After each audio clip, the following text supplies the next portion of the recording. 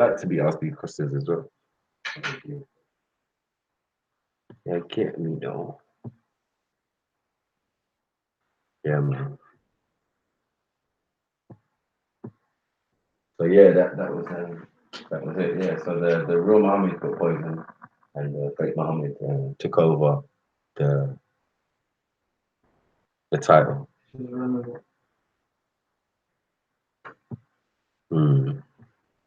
Yeah. Let me see. Let me go to the team.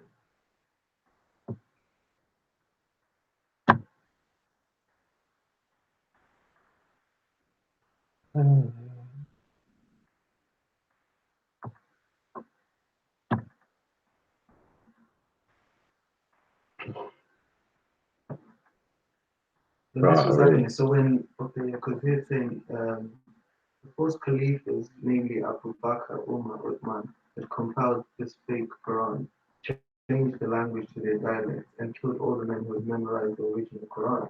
And then after that, then it goes, but they could not put their hands on Ali as of yet. What was the situation? Yeah, because I know with Ali, he had a little sort of like war and struggle. They killed him. Yeah. Yeah, but he was the prophet's cousin. The little boy. Yeah. So, in a sense, some people believe that. So are the Shias on the right track then? Yes. Yeah, some of. I mean, yeah, you could say. Yeah. To a certain extent. I mean, the fact that they deal with the Quran and the Ahlul Bayt, which is the Prophet's family, which is the Ali and Fatima and their descendants. So their descendants, but they went back to Africa or back to Sudan, and then they became the LMAO tribe in Sudan. You know what I'm saying? So they're up to today. LMAO. LMAO, yeah. Yeah. Of Sudan. Yeah, big up everyone. What's going on? Yeah, FTK Thor'S Day. That's what we're doing. I got a special guest up in the house. Special guest. You get me? Hold on. 1 second. What we gonna do? See what we're gonna do.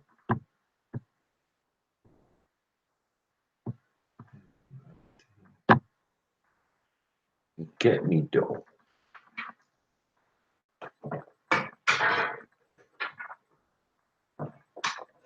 Yeah. Big up everyone in the house. Get me? Special guest. My brother Dex. Get me? Big up. Say hi to the people then. Peace. Peace.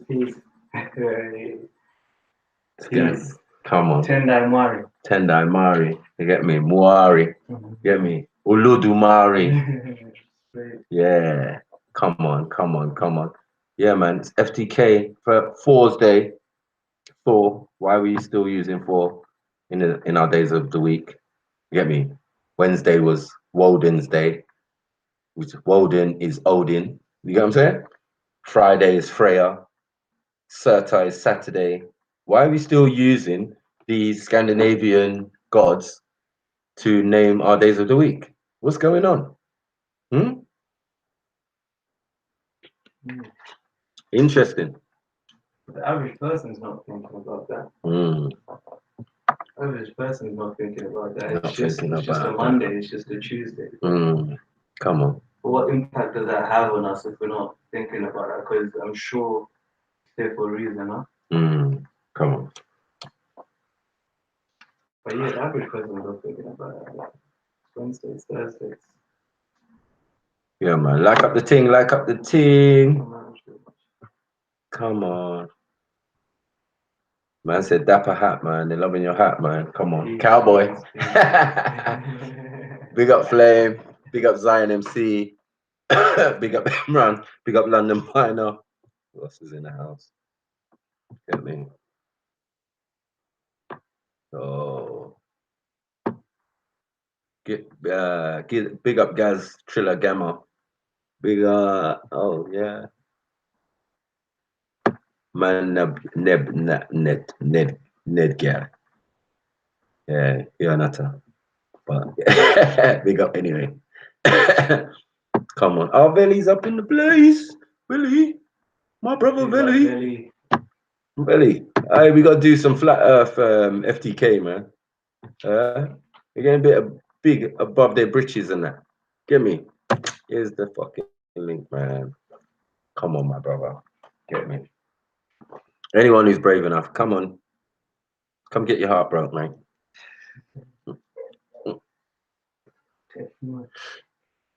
All of the day's work, mate. All of the day's work. There's been a good one last time on the Freestyle Friday and we got cut off, man. Trolls got in there, man, and fucked up my shit. It was just so late, I just couldn't be bothered to carry on, man. I could have just started a new one, but it's peak out here, man. Get me. Make sure you're on guard, mod team. Get me. Can get sticky. I get sticky for your dog. You know what to do if they act up, mate. Big up Lemon. Lemon. As Beefy said, my little lemon drop. My little lemon drop. Let me, yeah, big up Lemon up in the place. Big up Belly. Come on. Big up Imran. Done now. Ban the trolls. Gang. Big up, Come on. Come on. We saying G. Good. Yeah, I just heard you say flat earth. I was like, yo, I need some Delil. Yeah, you need some Delil. You get me? Me and Belly did doing this for time in the back chat. And I heard that on his show, he's been taking out a few flat earthers. So yeah, man. We came as a package still, you get me? But you know, brothers are allowed to do their own thing. We're all independent. We're not attached by the hip, but trust me, round the earth gang, all day, every day. You get me? It's a bit of a mad one still, because this is getting more and more. A lot of people are coming out saying the flat earthers and that. Yeah. I just want to slap a flat earther, like some of my closest. So explain to us why it isn't flat then, MAKU. What? As far as I'm concerned, as I explained many times before, yeah, I stick on the ancestors. I know the ancient civilizations never necessarily subscribed to that theology. Only in Europe did they agree or tell us or teach us when we were young that they thought the earth was flat.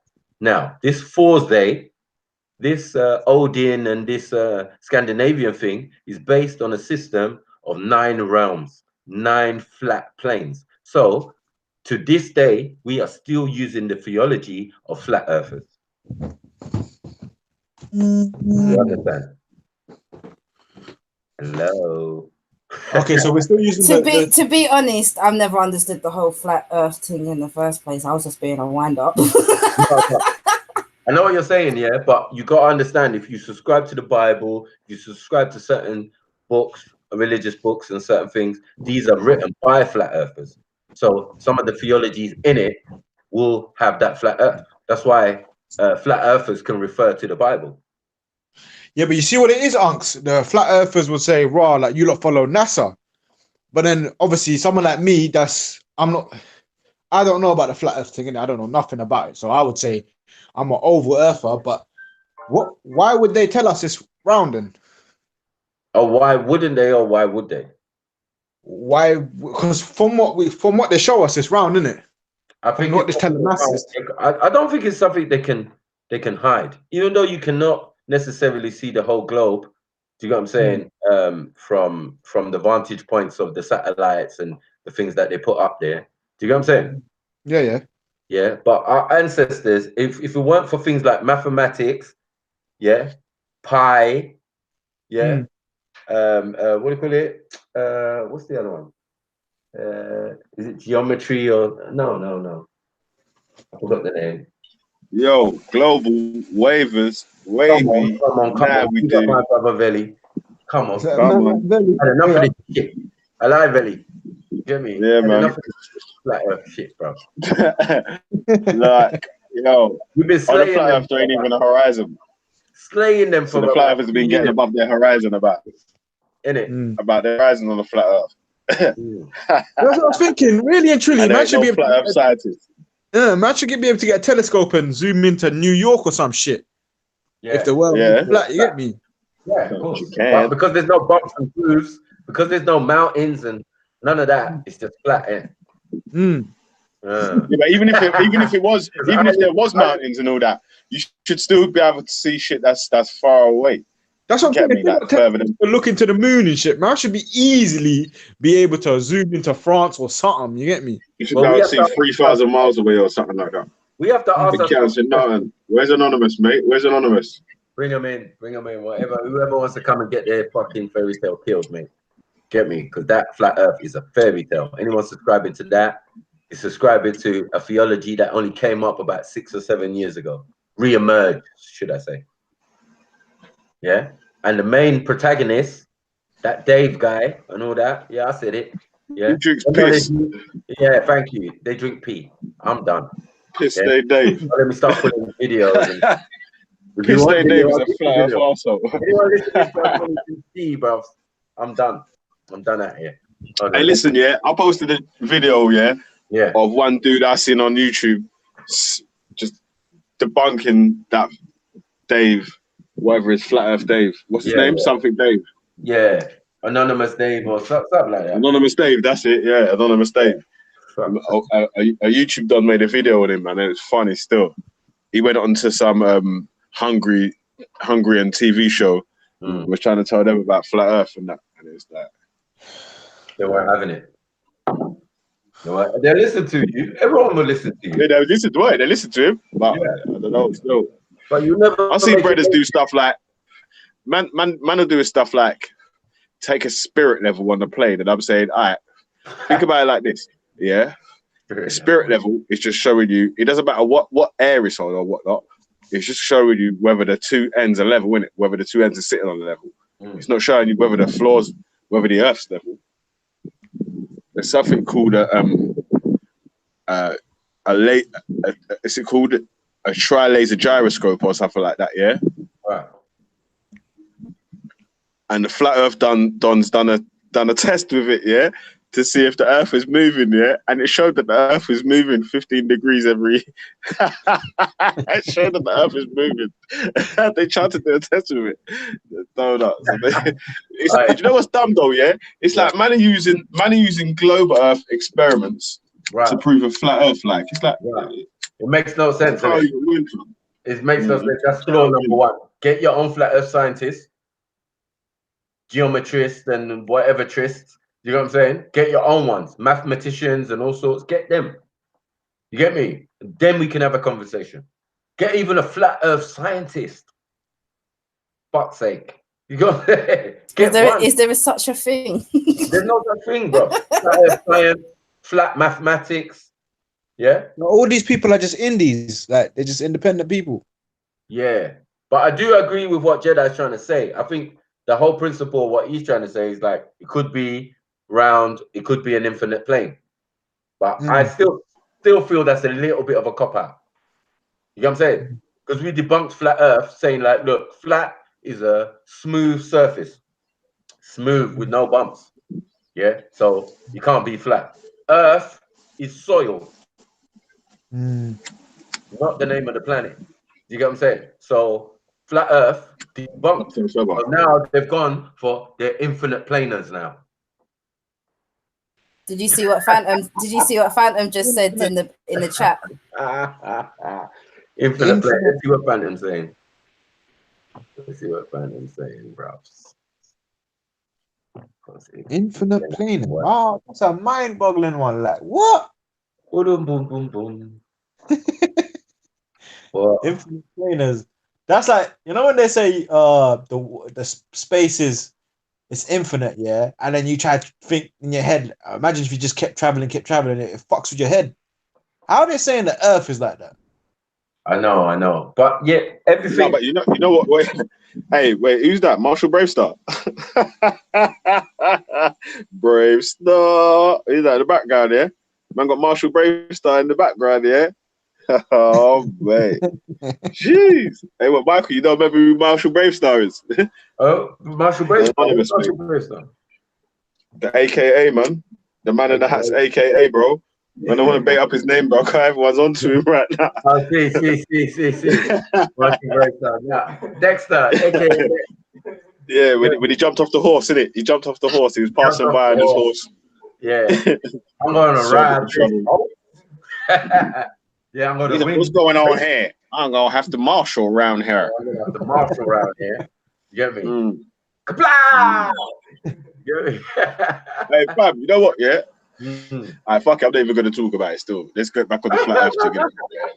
You know what man was going to do in it, yeah? But man's not even going to get onto it, yeah? Like, let's get back onto the flat earth thing still, yeah? Get back like, to the flat earth. You get back to the flat earth thing, yeah? Just to make people recognize, you get me? Things are not as strange as they seem. And people are not as strange to each other as you think they are.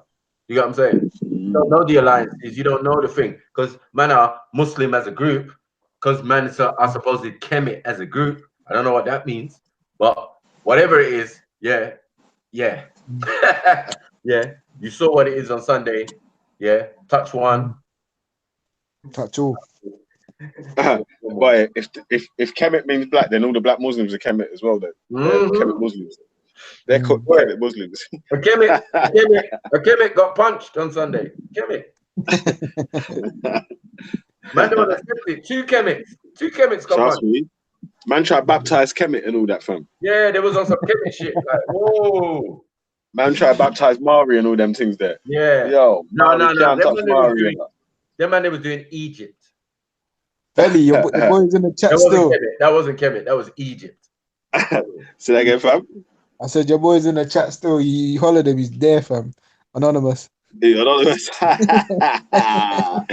Anonymous, boy, it's your time tonight, my friend. You're gonna get that flat white. Yeah, that flat avatar, boy. That flat round avatar. Yeah, I'm straight down this tonight, bro. infinite thing, and I don't get that. What? Infinite plane? Yeah. I know. I think, I don't know. It depends what type of flights you've taken. You know what I'm saying? If you've been on some long haul flights, no, seriously. Yeah.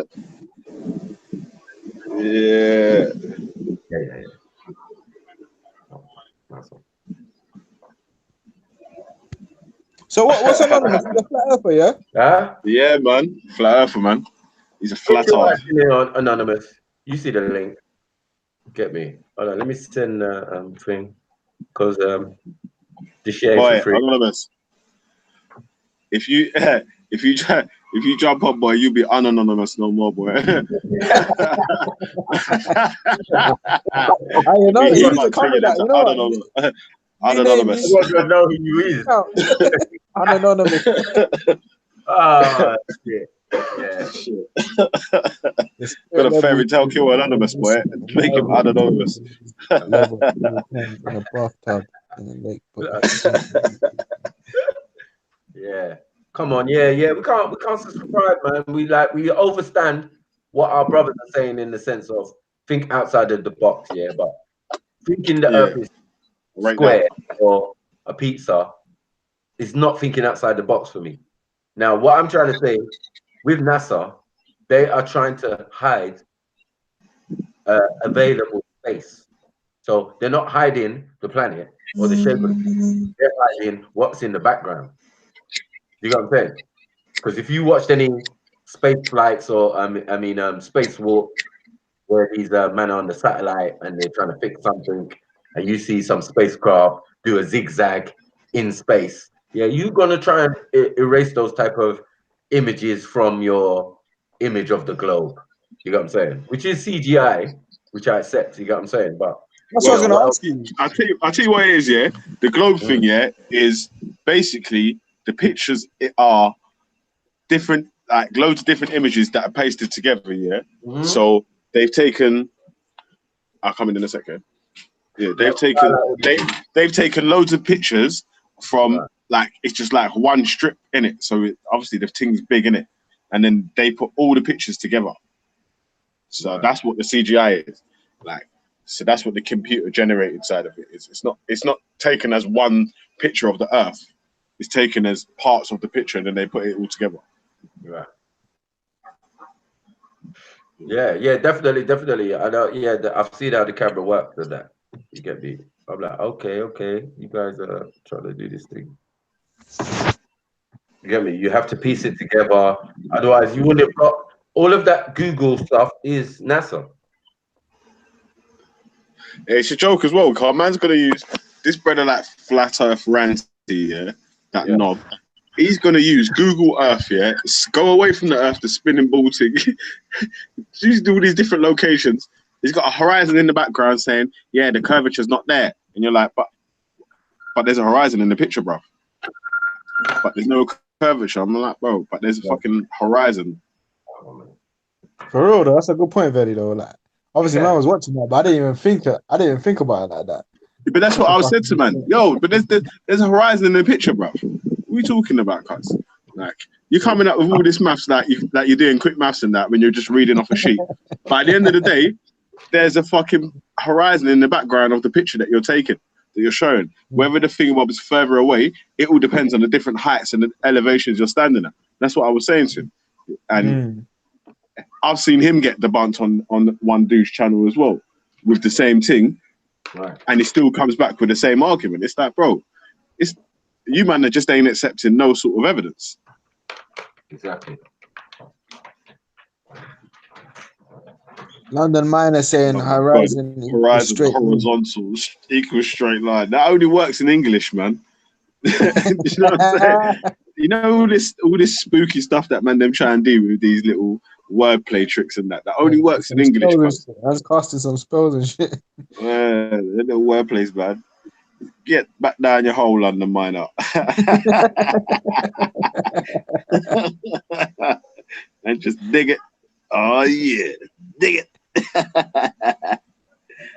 Jeez.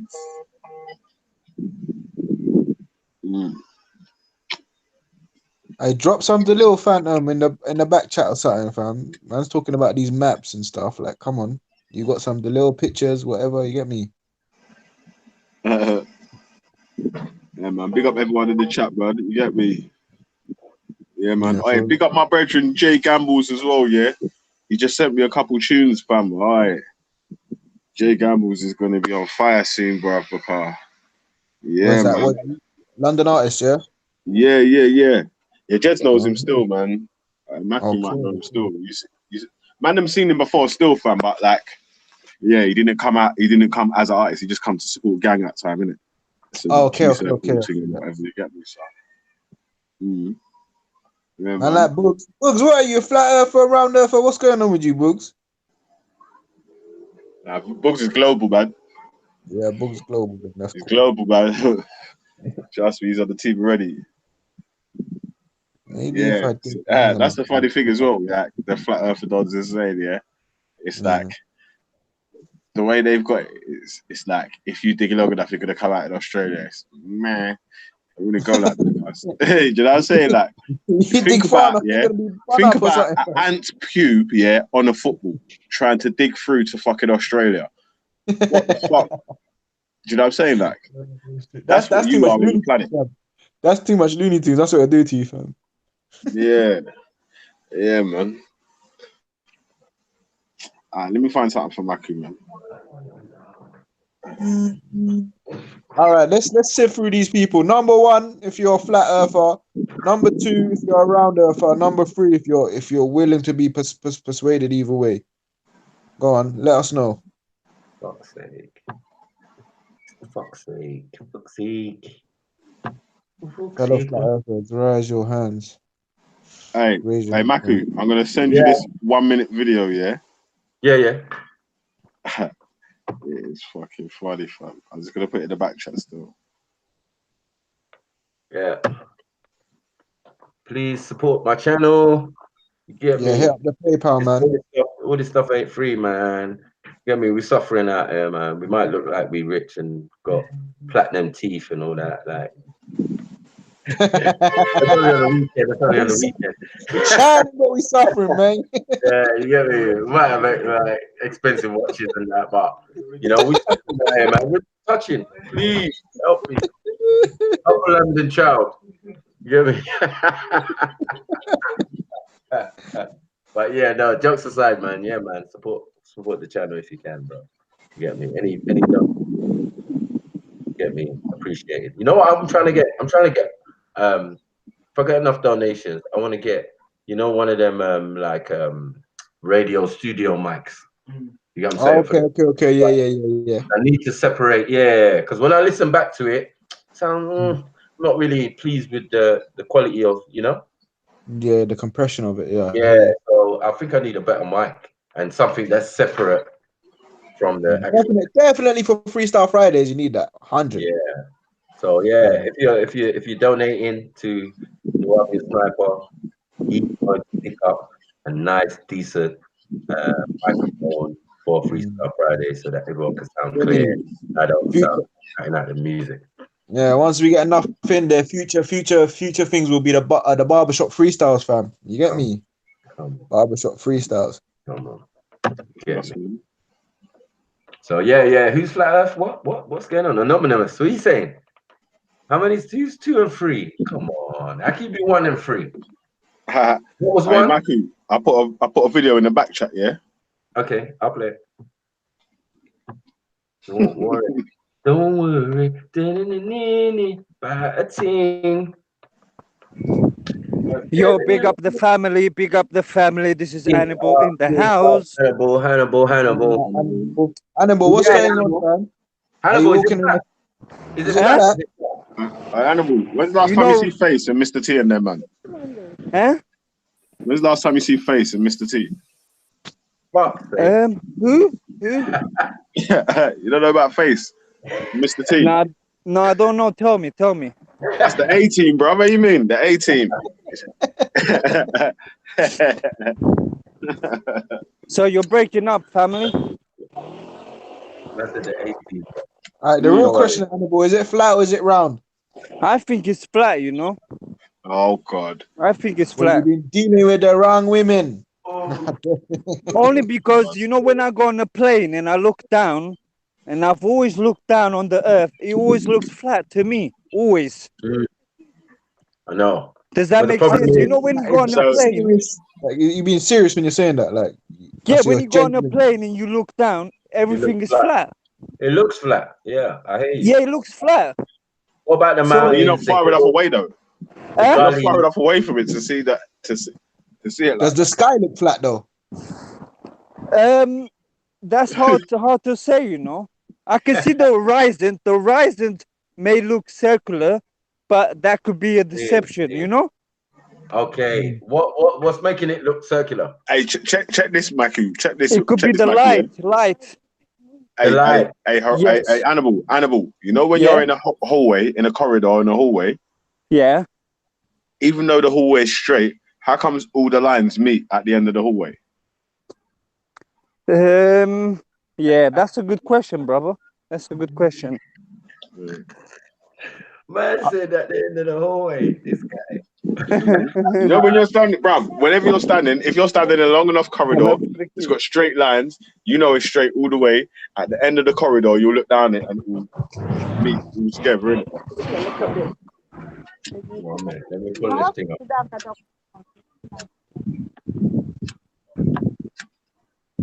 One second, family. I'm just getting home, so give me a couple minutes.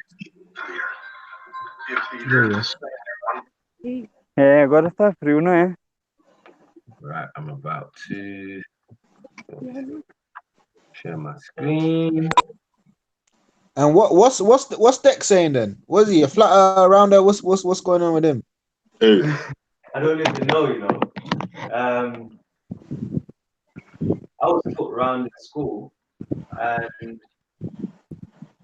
yeah, the only thing that I know is we're still struggling, even though it's round. Hey. Regardless. You know what I'm saying? Yeah, I hear that. So but I'm interested. Like it's just over the last years, I've seen like people come up with different information, and I'm open to listening, because same thing that kind of happened with us learning African history. It was, you never knew a lot of things about Kemet, you never knew a lot of things about certain things about your culture, and when you started coming with new information, so kind of like how the flat earth is a new piece of information, like it's still It's intriguing still, I hear you. it's constructive still, you know what I'm saying? Flat Earth is bullshit. Flat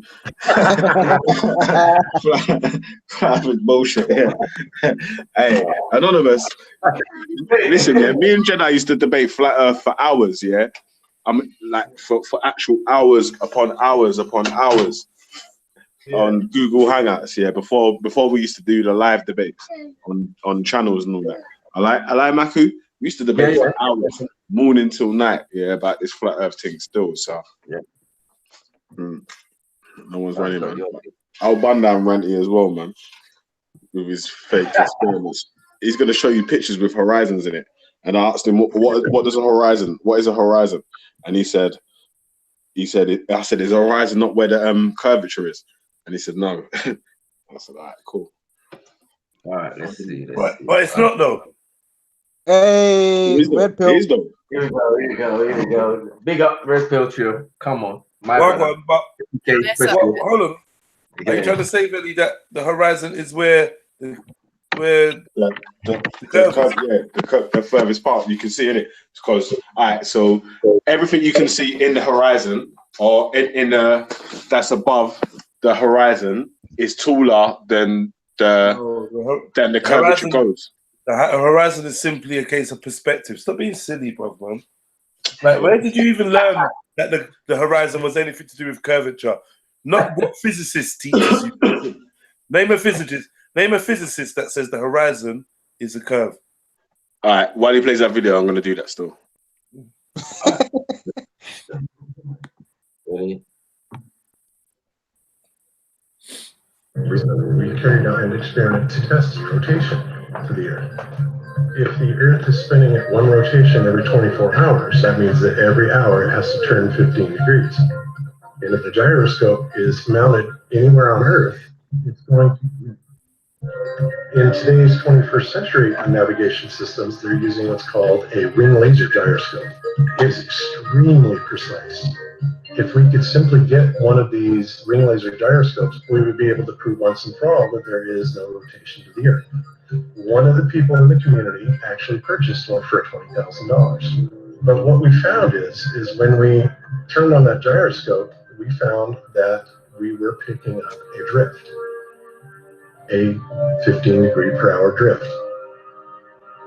Now, obviously we were taken aback by that. Wow, that's kind of a problem, right? We obviously were not willing to accept that, and so we started looking for ways to disprove that it was actually registering the motion of the Earth, and that it in fact was registering the motion of the sky. So the next thing that we set out to do was to encase the fiber optic gyro in what's called a zero Gauss chamber to see if we could actually shield the energies being generated by the heaven. And we were unsuccessful with that, unfortunately.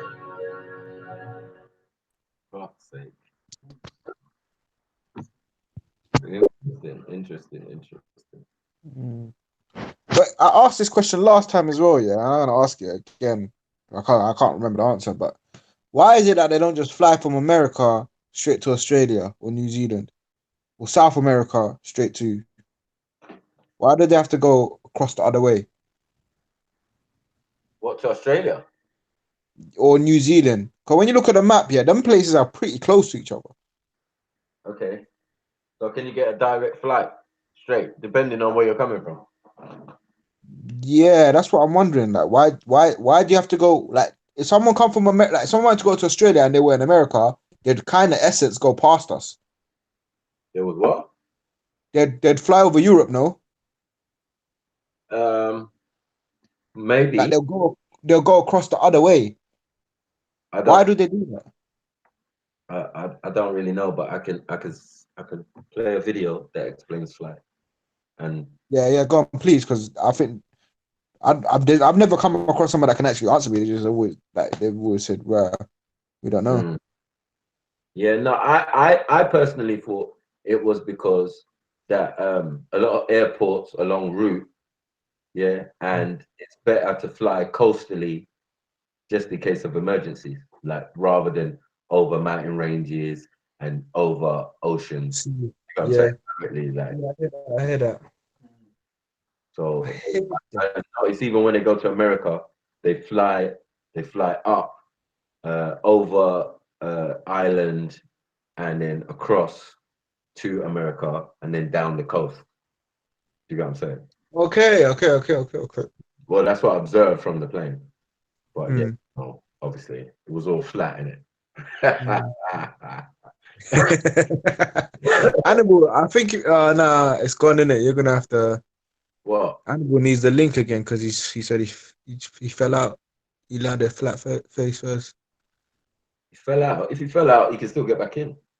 He's already. That's dumb. Yeah. You won't fall off the edge. Edge.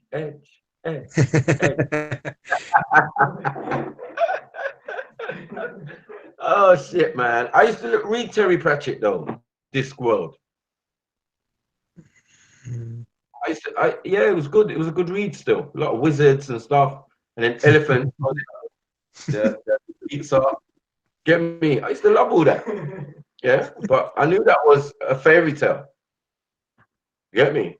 So I'm a fairy tale killer. You know, we can't be having this and explain it to our children. You know what I'm saying? I think it's a disservice. You know, if my child asks me, is the earth flat or round? I'll tell her straight. It's round based on many things, you know. We're using round earth science, mathematics, geometry, trigonometry. That was the one I was looking for. Trigonometry. You know what I'm saying? All of these things are based on round, pi, all of these things. You get me? Like based on a circle, mate. We're not going to get away from it. You know what I mean? When we start doing it on a square, you know what I'm saying? And that, yeah. Other than for building, yeah. But you can get a circle in a square and it's long. Don't worry about it. But anyway, let me find this video. Where is my playlist?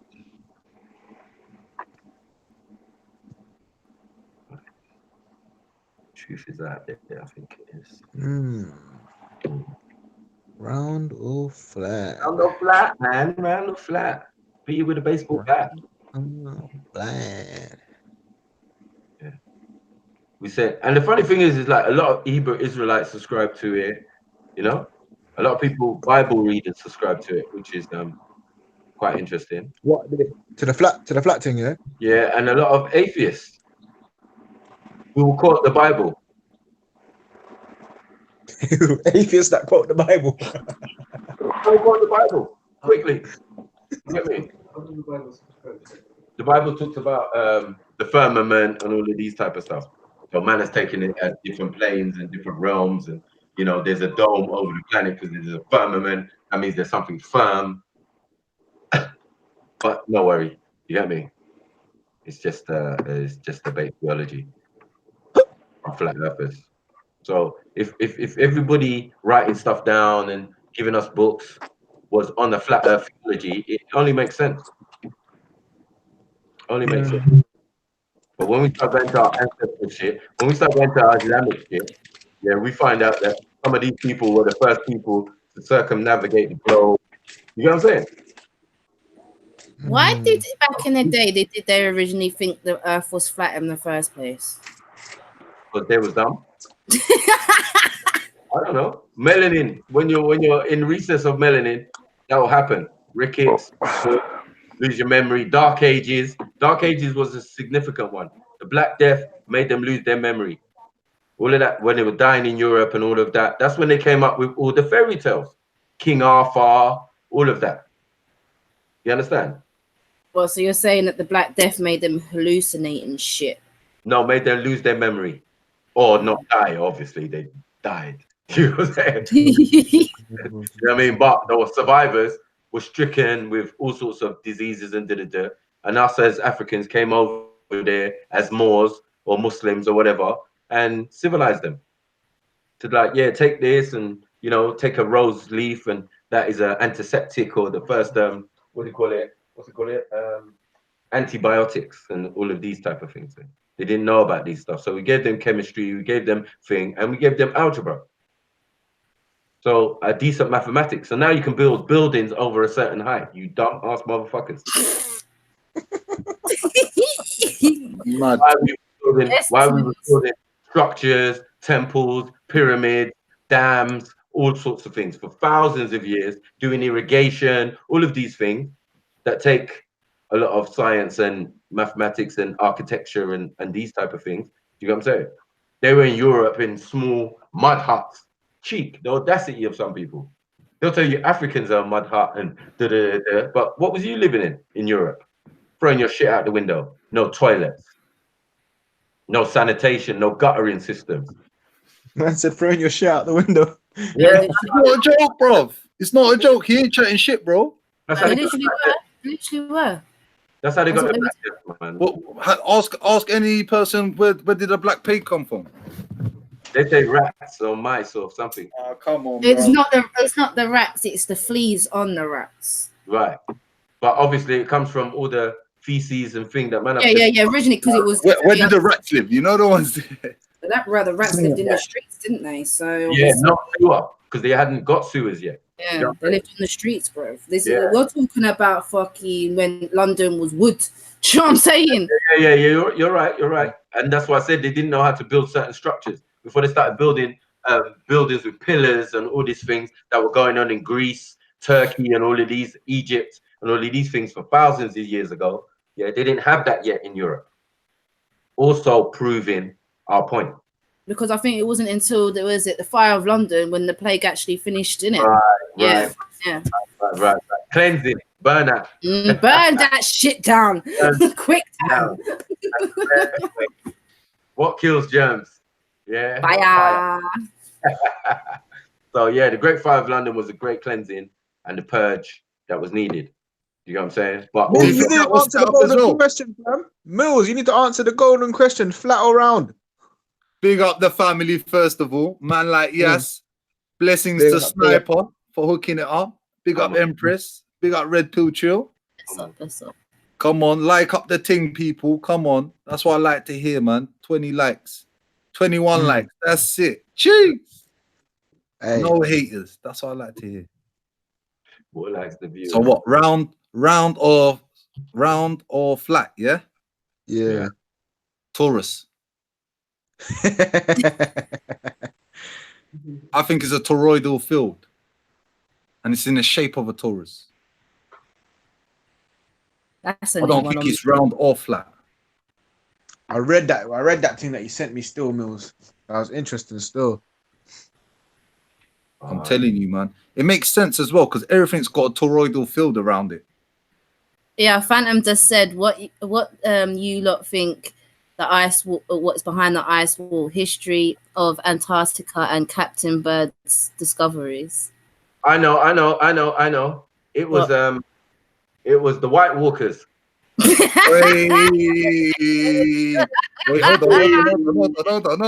hold on. It's the White Walkers, bruv. Come on. You get What me? you're talking about? Ag Carter. I'm talking about Game of Thrones, bruv. It's a fucking fairy tale, yes.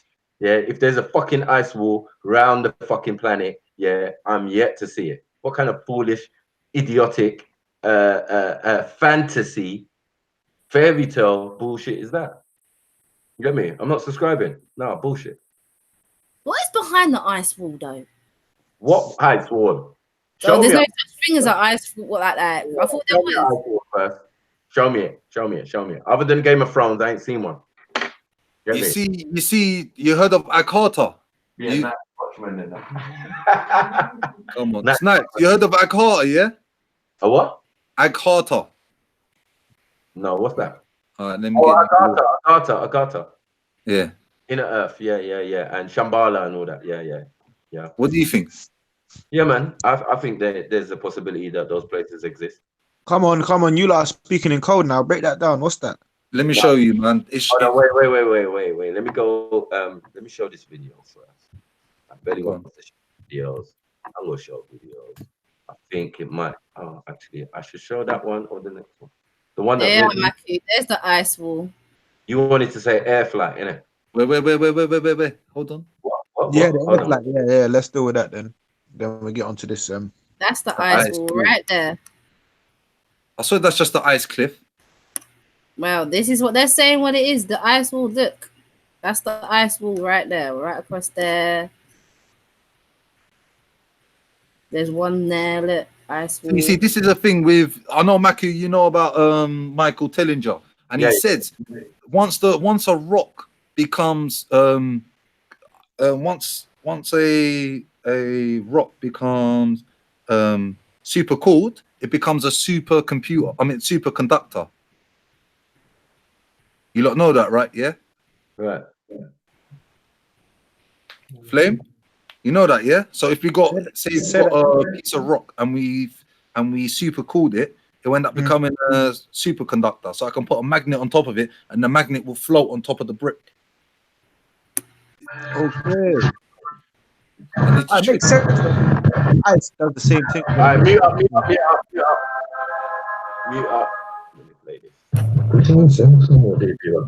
In the last part, we saw how the go-to map hijacked by flat-ards is not concordant with reality when considering simple geometry. And we wondered why people flying from Sydney to Johannesburg arrive on time, without seeing unexpected sights, and without... 1 second, sorry. Let's go back.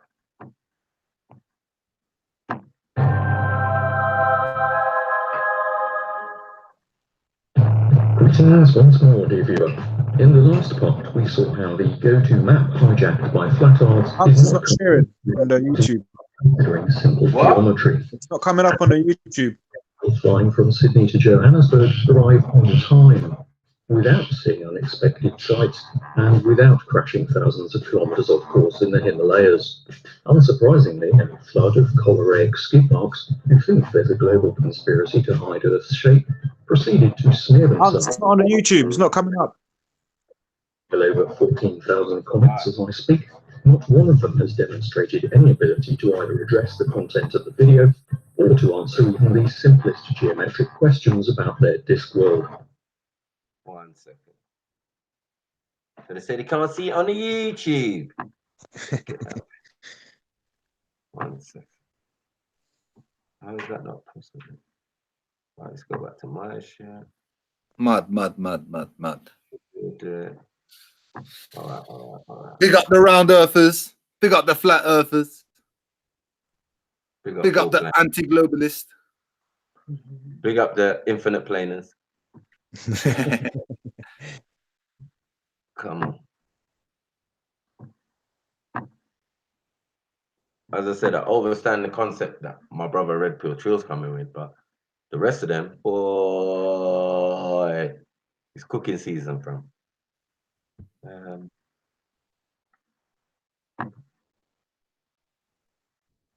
All right, can y'all see my? There we go. Better. All right, is that better? See that? Should I make it full screen? Yeah, there we go. We're good to go. All right.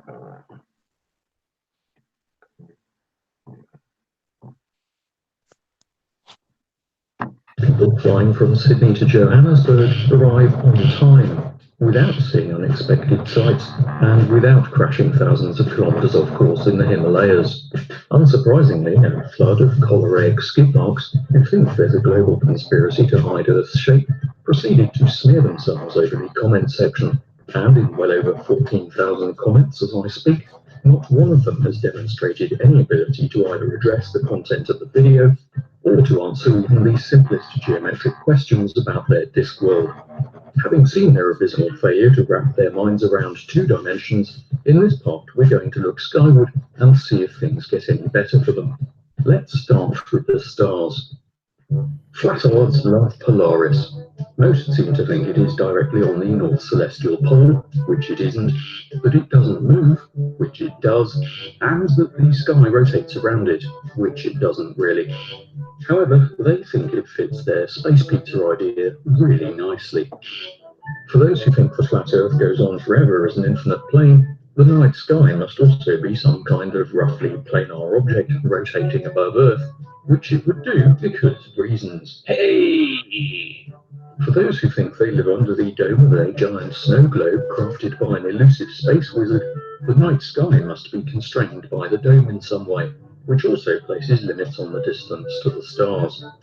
A dome-based night sky also rotates because of reasons. Hey! Unfortunately for both varieties of flat Earth, to test these ideas, all they needed was a collection of observers at different latitudes. The double star Sad-El Melik, or Alpha Aquarius, is pretty much bang on the celestial equator, and so for basic naked eye observations is a good marker for it, just as Polaris is for the North Celestial Pole. These must be the case on the flat Earth too, so Sad-El Melik will be flying around in a circle above the flat Earth's equator due to some unknown force. And Polaris will circle 40 arc minutes from their North Pole due to some unknown force. Time for the flat Earth to get his chums at different latitudes. What would they see? This rather depends on how far away the stars are. Unfortunately for us, the track record of flat-earth astronomy is not just piss poor, but non-existent, and they haven't figured that out yet. So what can we say about Sad-El Melik and Polaris in the flat-earth fantasy world? Observers at the centre of the pancake Earth and those on its equator would be able to see both stars, as would every observer in between, and every observer south of the equator. However, reality disagrees. Consider the September equinox when Sad-El Melik will be visible at night. An observer at the North Pole isn't going to see much because at the equinox the sky is still too bright. So let's head further south. Someone 80 degrees north will see the celestial pole 10 degrees from his local zenith and Sad-El Melik 10 degrees above his horizon. Someone 70 degrees north will see the celestial pole 20 degrees from his local zenith and Sad-El Melik 20 degrees above his horizon. Unsurprisingly then, an observer on the equator will see the celestial pole on his north horizon and Sad-El Melik directly overhead. Why? Simple. For an observer at a given latitude, their night sky obviously consists of the 180 degrees that they can see from horizon to horizon, with their zenith directly overhead. Polaris is 434 light years away, so he's way, way, way off the top of the screen. Sad-El Melik is about 523 light years away, so he's way, way, way off the left of the screen.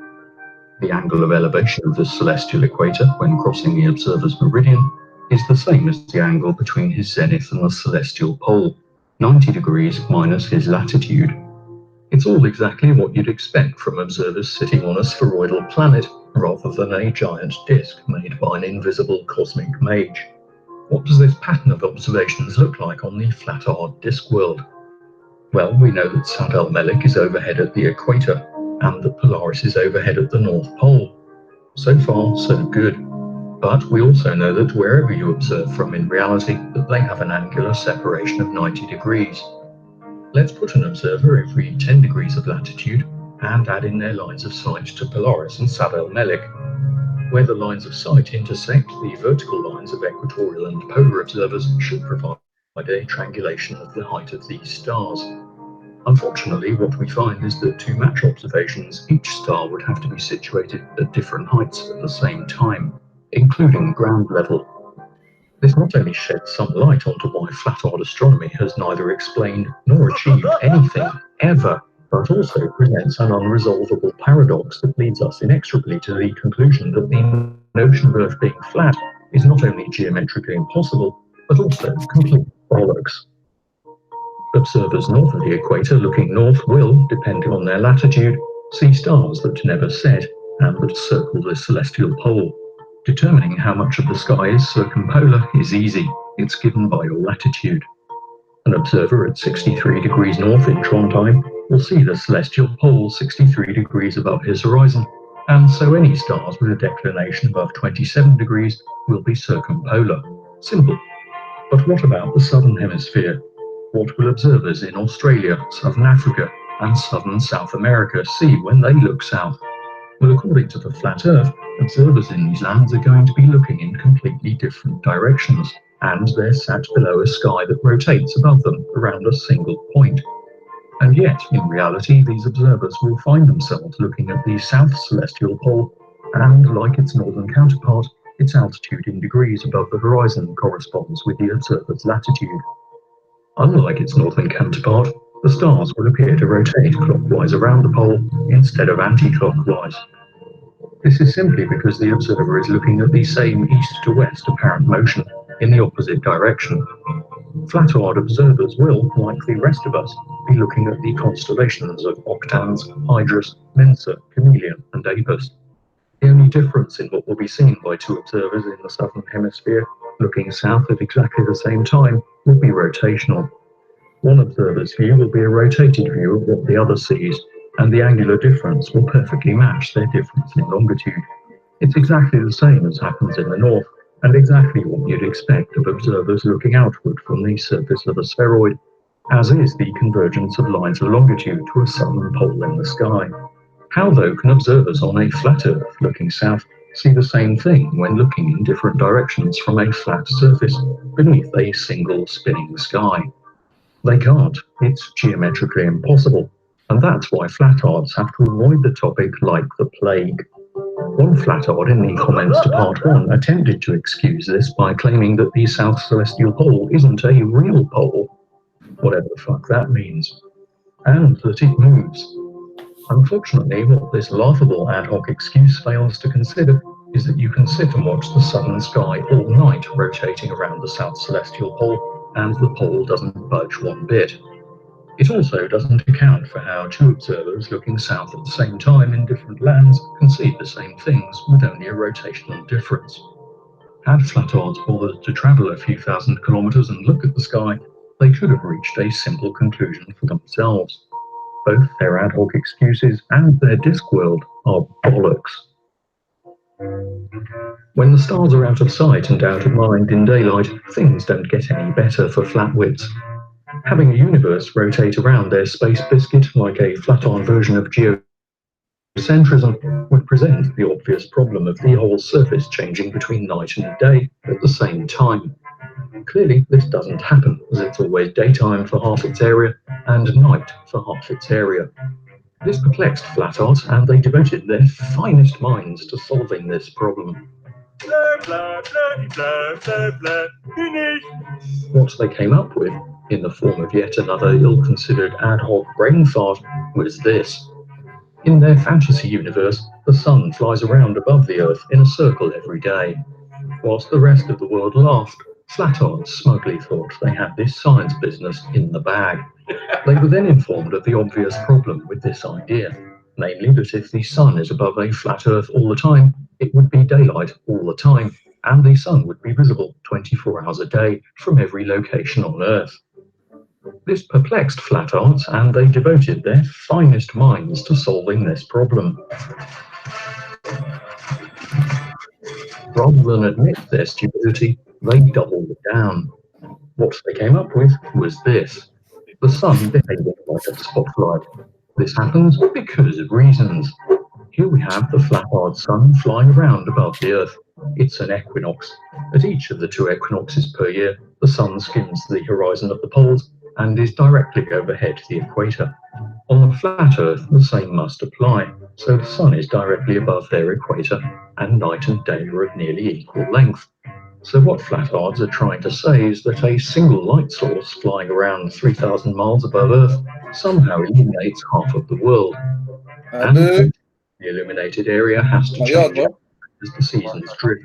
But come to the top, man. I'm going to burn a zoot in my whip. We're already getting a whiff, more of a stench. The flat can't tell night from day. Anyway, they can tell their arse from their elbow. So what do the transitions between night and day look like at the equinoxes on a giant space pizza?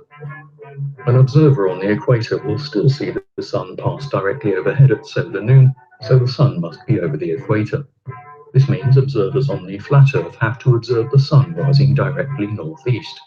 It would appear to rise from a more northerly direction the further south you go, and tend towards a more easterly direction the further north you go, but would never rise in the east. Similarly, when the sun sets, an observer on the equator of the flat Earth would see it set directly northwest, setting on a more northerly heading the further south you go, and a more westerly heading the further north you go. It would never set due west. You'll be unsurprised to hear that reality disagrees. What actually happens at the equinoxes is that all observers at all latitudes see the sun rise due east and set due west, geographically speaking, not magnetically. Flatards have three choices at this point. They can accept reality and that their idea simply doesn't work, or they can deny reality and continue living in their little fantasy, or they can detail a mechanism by which equatorial observers see the sun a full 45 degrees off where it would actually be in their world, and that explains why such mechanism would cause a deviation elsewhere that is a function of the observer's latitude, despite Earth's atmosphere being a homogeneous mix of gases that have no idea where it is. They will, of course, go for option 2. Having done this, we can expect them to adopt the other Flatard stalwart, make up an ad hoc answer, and pretend that that explains everything, with no further investigation being necessary, because reasons. A favourite excuse for things in the sky not being where they should be is refraction. In this case, that would not only demonstrate that Flatards don't know what refraction actually is, but that they expect refraction to be affected by the observer's latitude rather than by any fundamental properties of Earth's atmosphere. For everyone to see the sun rise in the east on a flat Earth, we re-encounter a familiar problem. The sun would have to be in multiple places at the same time for observers up and down the world. And of course, people on the other side of the world will be watching the sun set and will face the same damned problem. All of this whilst the equatorial Flatard in the hat says the sun is directly overhead. Since the sun isn't and never can be in multiple places at the same time, the presence of another simple and utterly irreconcilable paradox leads us to the only sensible conclusion, that the notion of us living on a giant frisbee is bollocks. Azimuthal discrepancies in the sun's position aren't the only problem facing the flying Flatard spotlight, though. Flatards set their finest astronomers to the task of determining how far away the sun is. Naturally, doing anything resembling hard work was too much trouble, and since they don't have any astronomers, they were left with only one option: to pull a number out of their jacksies. The number they come up with is about 3,000 miles. However, their error margin is rather high, as some say it is up to 5,000 miles away. Well, let's stick with 3,000 miles, or 4,800 kilometers. As we've seen, an equatorial observer at solar noon on an equinox will see the sun directly overhead. The distance from each pole to the equator is a few kilometers over 10,000, so let's just go with 10,000. A margin of a fraction of a percent is still better than any Flatard has managed. When we divide that distance by 90, corresponding to each degree of latitude, we can calculate the altitude angle of the Flatard flying spotlight above the horizon for an observer at each position as the inverse tangent of 4,800 over d, where d is the distance in kilometers from the equator. When we plot those out, that gives us this graph. Now let's compare the expected flat Earth altitude angles to reality. At the equinoxes, the sun crosses the celestial equator, so like Sad al-Melik in our earlier look at stars, the sun's altitude angle is simply 90 minus the observer's latitude. Let's add that to the graph. Okay, so the Flatards are way off. We can see that there are only two latitudes that match the values for a flat Earth. There should be no discrepancy if Earth were actually flat. Once your latitude starts getting above the 50s and 60s, the error gets catastrophic. Everyone in Scotland, Norway, Sweden, Finland, most of Russia, Alaska, Greenland, and Iceland should be seeing the sun at a very different position in the sky that bears no obvious relation to their latitude. Of course, these errors apply both north and south of the equator, so when we include both hemispheres, our graph of discrepancies looks like this. Flatards usually concoct ad hoc excuses involving some new kind of atmospheric distortion, or some crap like that.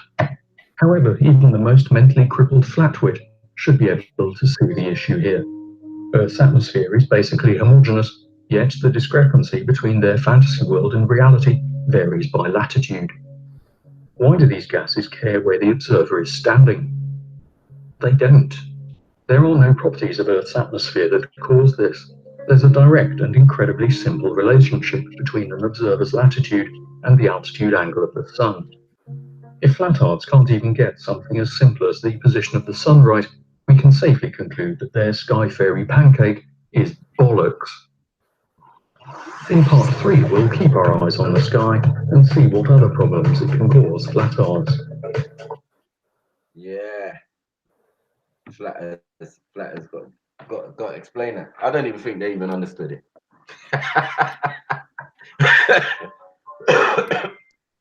I don't even think they even understood it. You get me? But I think everybody else kind of understood it. Let me see what the comment section is saying.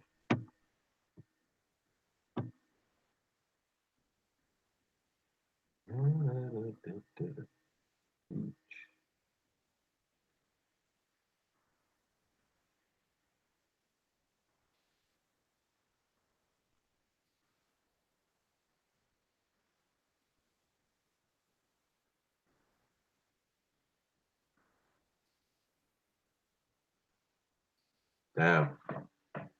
NASA would say that though. And come in here and ruin up the stream. We don't need your help, NASA. We don't need your help. Come on. We not saying in the chat, man.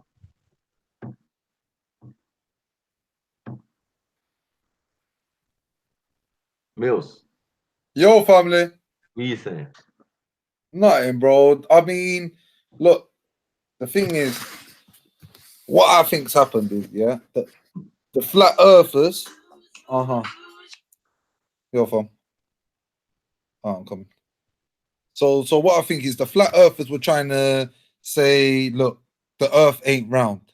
So what? So if it ain't round, the first thing the round earthers are saying, yeah, are saying, oh, it must be flat then. So they got labeled as flat earth. When really and truly, they're just anti-globalist. Right. But a lot of them accept the pizza, a lot of them accept the ice wall. There's nothing we can do. I'm telling you, man. It's just nuts. It's nuts. And I recommend everyone go check out Michael Tellinger, man. Go have a look because he had some serious theories about gravity. What else? Gravity, how to explain gravity. And sound vibrations and all sorts. What's that, bro? Sound vibrations. Yeah, sound vibration and everything, sound, vibration, and frequency. Come on. Yeah, right. Michael Tillinger, though. Big him up, man. Bantu gang. Come on.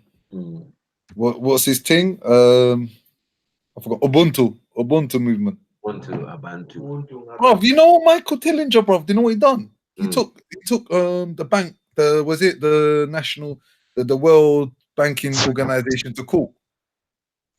It's on his website, yeah. He took the World Bank to court, yeah. And you know what the court said to him? Yeah. The court sent him back a letter, bro, saying we can't take on this case. It's not that we think you won't win. It's we don't think it'll even go to court. Yeah. One of them ones. So they're saying it's not like you're lying. No. We're not doing you for lying, because if he was lying, then he would get done in court for trying to take a court case to court and lie about it. Does that make sense? Yeah. So for that reason, what they've done is they've just rejected it. They were like, look, you're not gonna win. You're not gonna win. You're not gonna beat these bankers. Right. So for that reason, he started his own. If you check him out in South Africa, he started his own political party.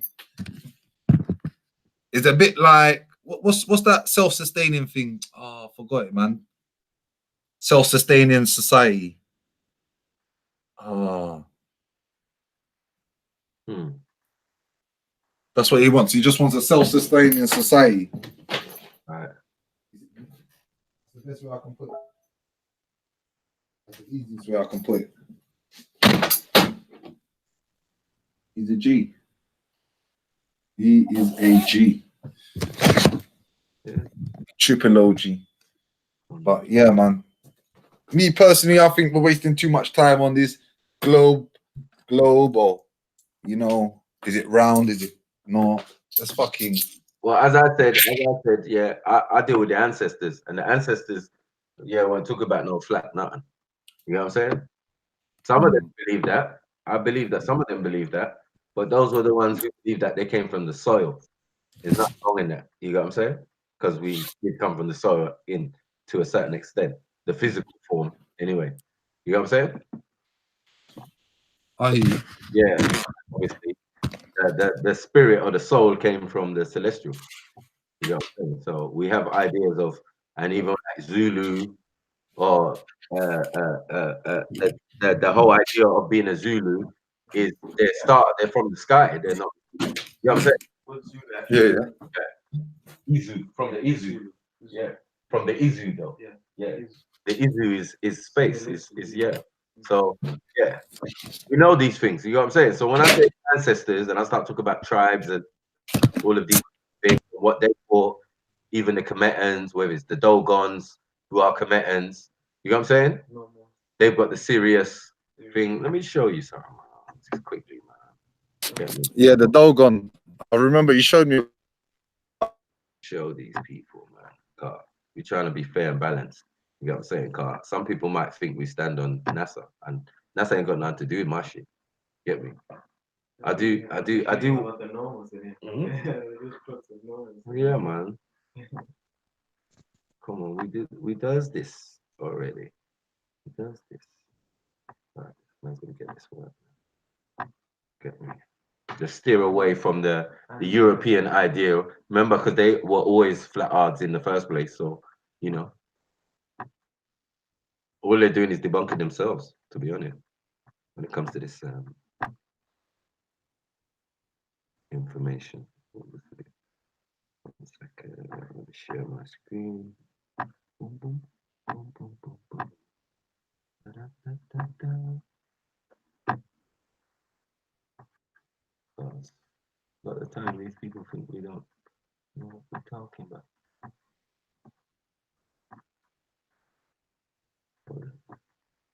Can y'all see my screen, yeah?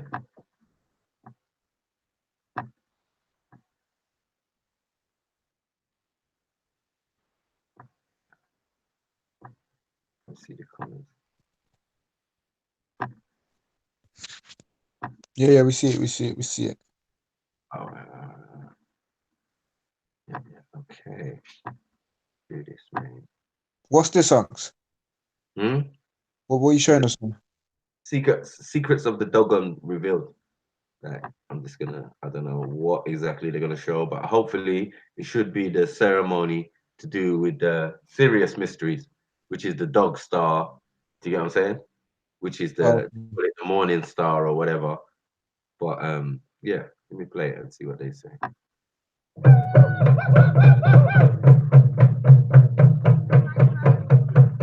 In West Africa, south of the river Niger Bend, lives a tribe of special people, the Dogon. On the central plateau of the country Mali, they built their villages in the valley of Bandiagara. They refused to convert to Islam, and therefore they settled themselves along defensible cliffs. In case of danger, they could shelter in one of the many hidden caves in the rocks. Their houses are made of mud. Due to the dry and hot climate, the mud is hard as stone.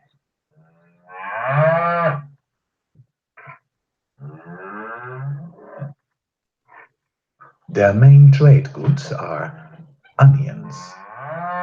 The precise origin of the Dogon is not known. The Dogon are believed to be descendants of the old Egyptians. For thousands of years, the Dogon kept an incredible secret. The Dogon priest is called Hogon.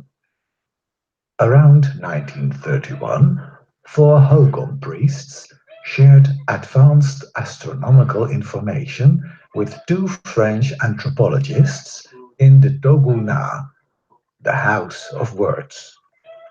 This knowledge is part of their animistic religion and written down on secret stone tablets. They knew for thousands of years that the Sun is the central point in our solar system. They also knew that the planet Saturn has several rings and that the planet Jupiter has moons. They even knew that the Big Bang was the origin of the stars and that the Milky Way is an expanding spiral.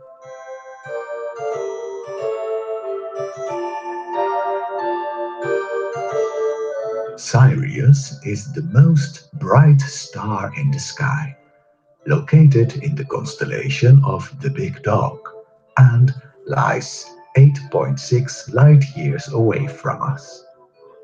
The Dogon call Sirius Sigitolo. Far behind Sirius, at a distance of 1500 light-years, lies the constellation of Orion. The Dogon use a special calendar. This calendar is based on the movement of the companion star of the bright star Sirius. They call this star Potolo. In 1970, scientists discovered that these Dogon stories were true.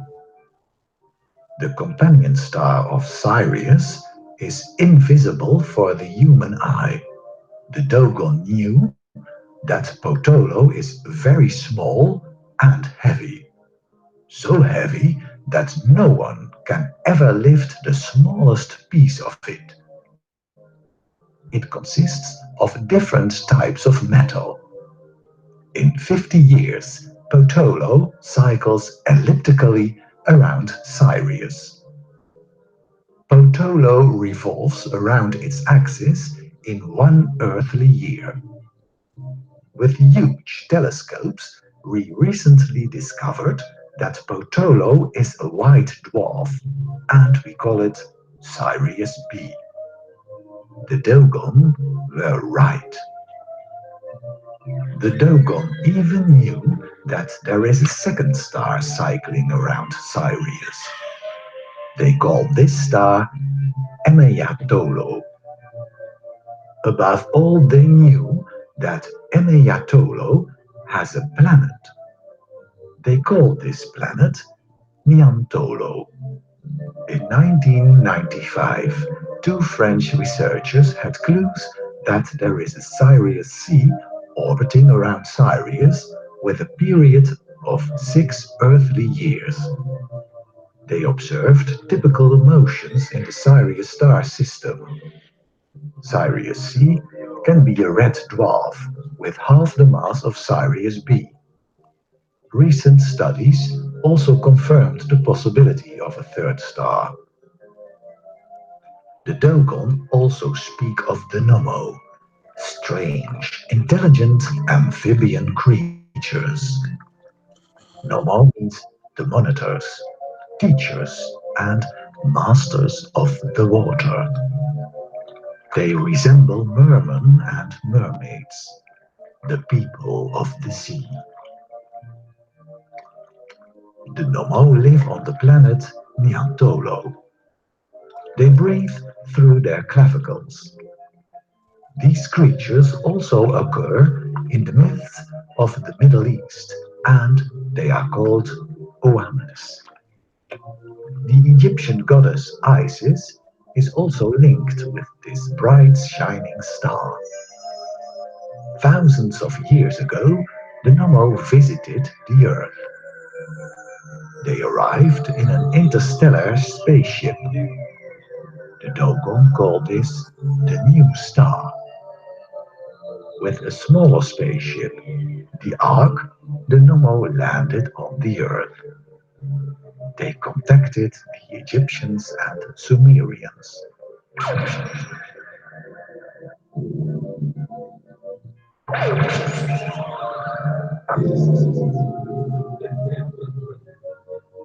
When the ark landed, it caused an enormous cloud of dust and produced lots of noise. By altering human genetics, they influenced our intelligence and health. This happened around 3,400 years before Christ. When the nommo left, they became the 10th moon of the planet Saturn. This moon, Phobe, consists mainly of ice.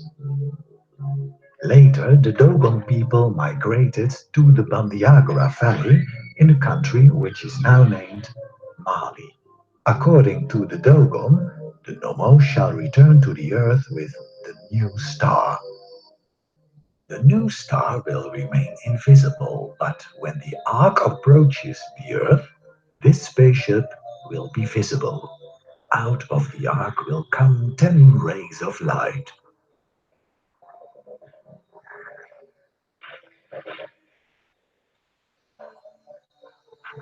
Because the knowledge of the Dogon is passed through oral tradition, there are different versions of these myths.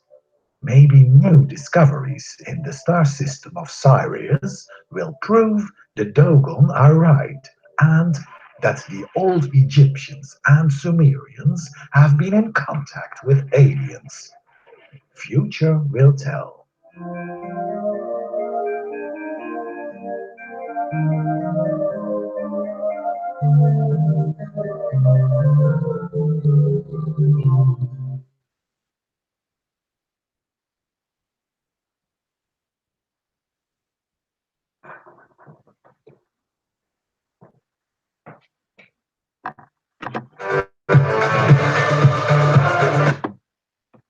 For real?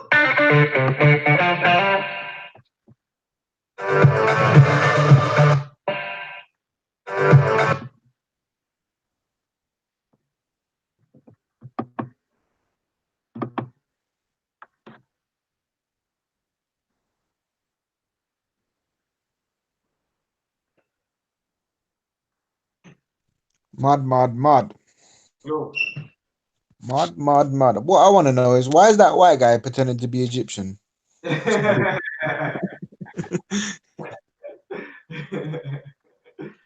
You know, like that. man.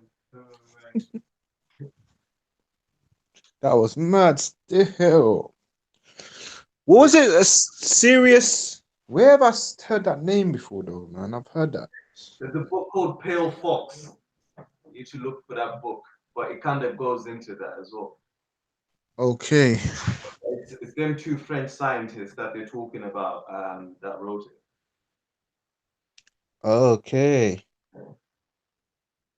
So what are they saying? These two scientists are the only people that met this tribe, like? Yeah, they're the first ones that wrote the book on it, basically. Okay. All right. Well, is that done? Yes. Sorry, my bad. Let's stop that shit. Go daily life. Go daily life. Go daily life. Yeah. Could So be that alright. was. Huh? Nah, Anonymous is talking about something like Harry Potter because I was saying I've heard that name serious somewhere. Oh, this what Sirius? Yeah. You mean the Sirius star constellation? Yeah. They've used that name for characters as well. So. Sirius Frontiers. Yeah, that's what the Dogon believe. You know what I'm saying? So when I talk about a man are talking about flat Earth and all of this type of thing, a man is on some other level, just on the African thing. You know what I'm saying? They're dealing with discs and planets and thing, and they're wearing it as headrests and all that. Where is the flat in that? You know what I'm saying? So we're not from that. We're not from that kind of culture or society or have that mythos of flat Earth. That's mad. Some of us believe we're from outer space, and some of us believe we're from the soil, from the Earth. You know what I'm saying? So there are many different mythos within Africa that relate to coming from the skies or coming from the Earth itself. So you've got kind of two theologies. But what you're saying is none of them really talk about flat Earth. Well, no, the ones who believe they're from the soil might agree to that, because as far as you can see, everything is flat, isn't it? And you only kind of tend to talk about the land you're in. You know what I'm saying? It's not necessarily in conversation to talk about the whole globe. You know what I'm saying? You're going to talk about the region you're in. Where are you? I'm here. You know what I'm saying? I'm in Kemet, or I'm in Thing, I'm in Mali, or I'm in, you know, rather than say, yeah, I'm the whole planet and all of that. You know what I mean? The whole planet's round. Is that necessary information? In certain schools of thought, yes. In others, it wouldn't have been necessary. But to show in the mythos, because those Dogon have a 60-year ceremony called a Sigui, where they celebrate the movement of Sirius and its movement around our celestial sky. Do you get what I'm saying? They wear a headdress to represent it, and it's like a ladder kind of thing with legs, and it goes long into the sky, and then it's got like a gold ball on the top. You get what I'm saying? Ain't no one thinking anything's flat around here. You know what I'm saying? And that's every 6 years, they said, isn't it? 60. Oh, every 60. 60 years. Every 60 years, they have a Sigui, which is a ceremony to represent Sirius, the dog star. You know what I'm saying? And its movement across the celestial heavens, which have got mapped out. And then when they put their designs to actual space, you know what I'm saying? You can see where the planets are and everything it encompasses. Do you know what I'm saying? So like a geometric shape they've got, the Dogons use, to represent certain things. When you put it up to the sky, it actually fits what they're saying. You know what I'm saying? Like okay, like a sky map, sort of. Yeah. Like a sky map, So a symbol will represent the symbol that represents Sirius, or the movement of Sirius. Yeah. When you up to the sky, you see all the planets in its circumference and could see the actual movement. You're like, wow. So why would these people who never had a telescope? You understand? Either they got 20/20 vision, or somebody did really come and tell them this information. Whether it's what merman people, you know what I'm saying? People will say that's realms of pseudoism, but you know, it is what it is, isn't it? It's more the information. If the information is correct, then we have to ask the question, then those individuals must have been someone.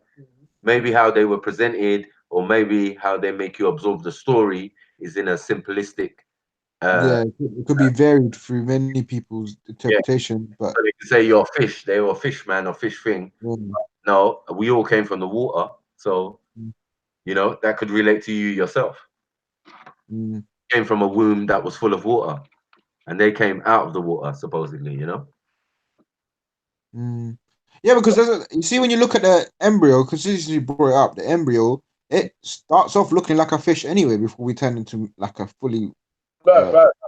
Tadpole. Yeah. Tadpole. Yeah. Amphibian, reptilian. Well, it goes through all of that. It goes through all of that. Yeah. So we can see those traits. We love water. We're quite comfortable in water. You understand? We stayed in there too long. Our skin goes soft and gray. Like those little gray aliens.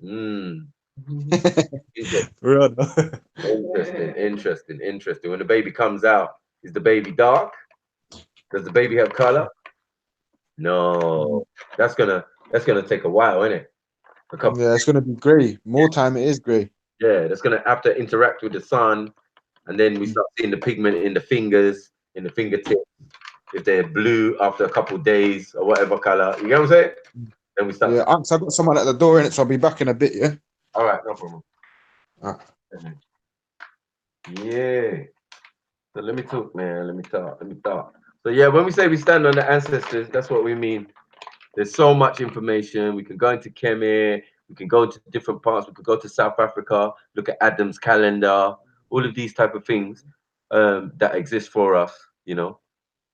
inner circle. You get what I'm saying? It's going to be quite hard to debunk that. We got monuments and all of these things to represent these things. You think a pyramid really is a pyramid? No. As above, so below. So as it looks at the above, it's the same underneath. You understand? So that's like a diamond or, you know, kind of shape. So basically, they're trying to show you that it's like representative of a circle, even though it's a square, because you can get a square in a circle. But that's geometry and all of those type of things that these men specialized in. They specialized in that. So, you know, we don't have to worry about NASA, because NASA has to run back to these Native Americans, these Hopi tribes, these Dogons, these Kemet, all of that to find information about the stars and the universe and that. Because we already had it mapped out. We already had celestial calendars and lunar and solar. Otherwise, we wouldn't have invented agriculture 40,000 years ago. Who do you think was doing that? Europeans? Come to kill your fairy tale. You know what I'm saying? Right. In the Fertile Crescent, yeah, it was us. We was showing you irrigation. You get me? These are all sciences. You get me? Animism is what we dealt with. I told you, the science of nature. And nature's got enough science. Water's got energy, all of that type of thing. Things they utilize now. Because what's the point of a dam? Come on. Come on. One lonesome fairy tale killer. Yeah, you're gonna get that word today, man. Big up man like Dexter. Big up. Come on. That's how we do it. What's the last thing? What? Yeah. Everybody there. Everybody had their role to play in our advancement and progression. Let me see what the comment section's saying. Sheesh. It's moving. It's Moida.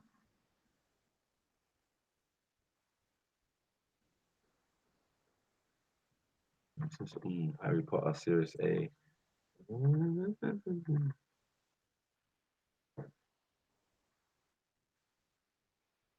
Come on.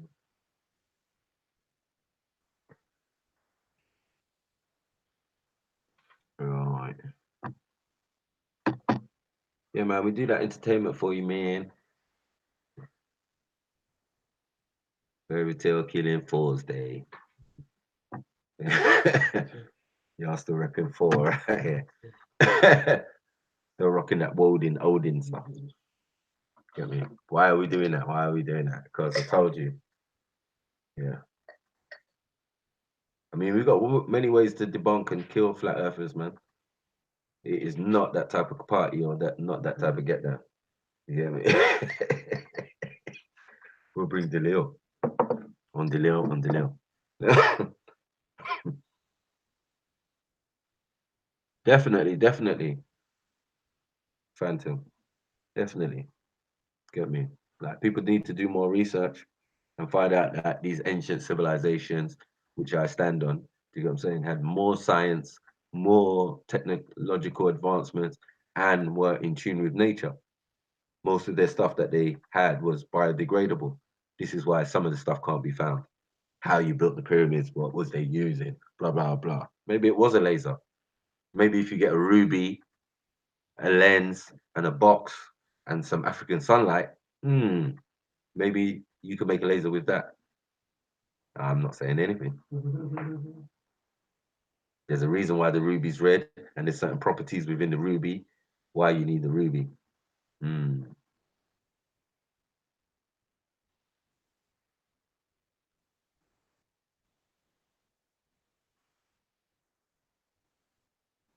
Yeah, man, I hear you, man.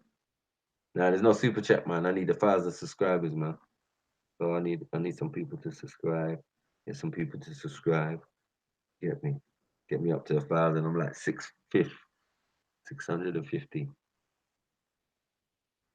I need a couple more, and yeah, you can do that with that super stuff. Even though I don't think they're gonna monetize me. I do some very controversial videos and that. It seems. You know what I mean? You know them type of ones where you get warnings. Like, don't put that up, mate. Don't put that. We'll terminate your live stream right now. Oh shit! Fairy tale killing got real. When fairy tale killing gets real, fuck's sake. You know what I mean? But yeah, man, if you can support the PayPal's in the chat, get me, support a brother. So we need that, yeah, bro. Little love, man. Get me. Big up to the civilian who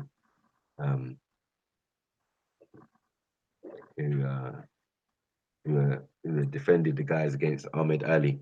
Yeah, the cowboy. Yeah, the cowboy. Yeah, he's wrong, man. He's wrong. Big up to the civilian. You get me? Yeah, man. Free speakers, free thinkers, free hat wearers. You get me? All of that. Come on. Come on. You can't get better than that. Yeah. Members, unsuspecting members of the public doing their civil duty and that. You get me? It's a mazza. It's a mazza. Nah, Ahmed Ali wants to fight me 1-on-1, man thing. Get me?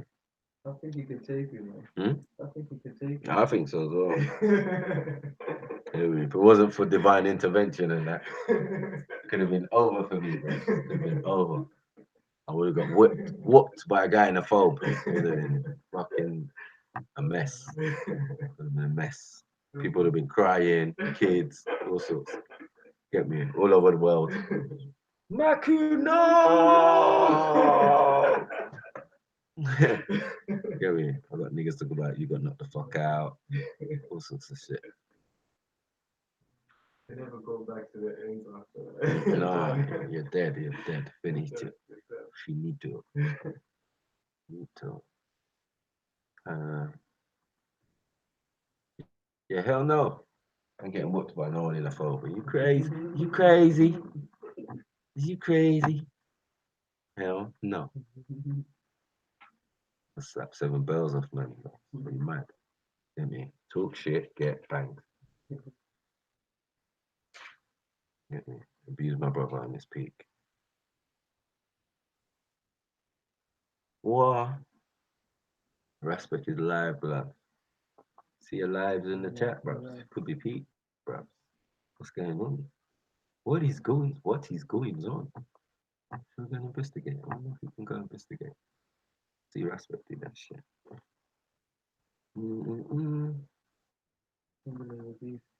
Yeah? All the people in here, I can see Dasha. Can you see Trump? Where? I'm just saying, can you see Trump? Anyone in there with blonde hair? Oh yeah. That's the young Trump. That's Kim Jong. Or is it Boris? Don't want to kill that fairy tale. Oops. Political fairy tales. That's another day. I'll leave that for young man like Scattered Minds to work out. Yeah. Big up Scattered Minds. Yeah, man. Big up Scattered Minds. Big up Scattered Minds. Yeah, all this political up and down. Yeah, true. Not in the park, actually. We'll be trying to avoid all the violence and that. Get me? But as long as you got, Yeah, civilians. Someone in the chat asking, what was it? You know about violet and red light? I don't know if you answered them already or what. Violet and what? Violet and red light. What? Districts? What? I don't even know. Ultraviolet. Are they talking about ultraviolet or what was it about? Yeah, it might be ultraviolet, but I don't know about the red light. Yeah, sounds a bit. Oh, maybe because I was talking about lasers and that. Okay. Yeah, the red light. Yeah, the red beam comes from the ruby. You need a ruby. You don't need a diamond or you need a ruby. And there's properties in the ruby that when you fire sunlight through it, it comes out. another beam. You know what I'm saying? And that's called a laser. That's it. And that's how some of these men were cutting stones. That's why I said some of the materials are biodegradable. So a box, a piece of nicely smoothen glass, and a ruby brass. You could dismantle that quick. You know what I'm saying? All right, he's saying violet light is supposed to be 1,000 times faster than the speed of light. It all comes from Polaris, or I don't know. Polaris. Oh, Polaris. Polaris. All right. Let me send the link out again. It seems like some people got a lot of talk, and I would like to hear the point of view, man. What it's about, man. Everyone got to get their say. There ain't no trolling, but get me. It's all good. Let's see. There's a comment.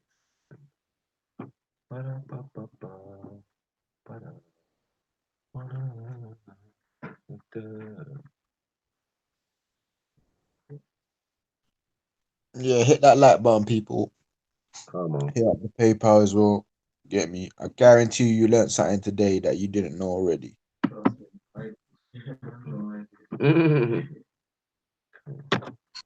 Yeah, we got Dexter reading books out here. Yeah, man's reading books out here, bro. Yeah, ain't no Google or fucking. Them books that are 15 bags on Amazon. Come on. Got copyright. Come on. That's what we deal with. Yeah, man. It's like a drug, innit?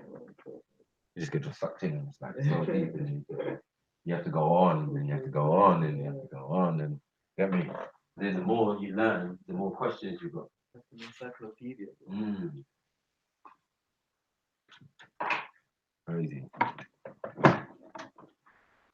All right. Yeah, man. Come on, if you're brave enough, man. Oh, come on, tell us what you know about the thing, man. Don't be scared. Don't be scared, man. I'm in a good mood right now. I'm in a good mood.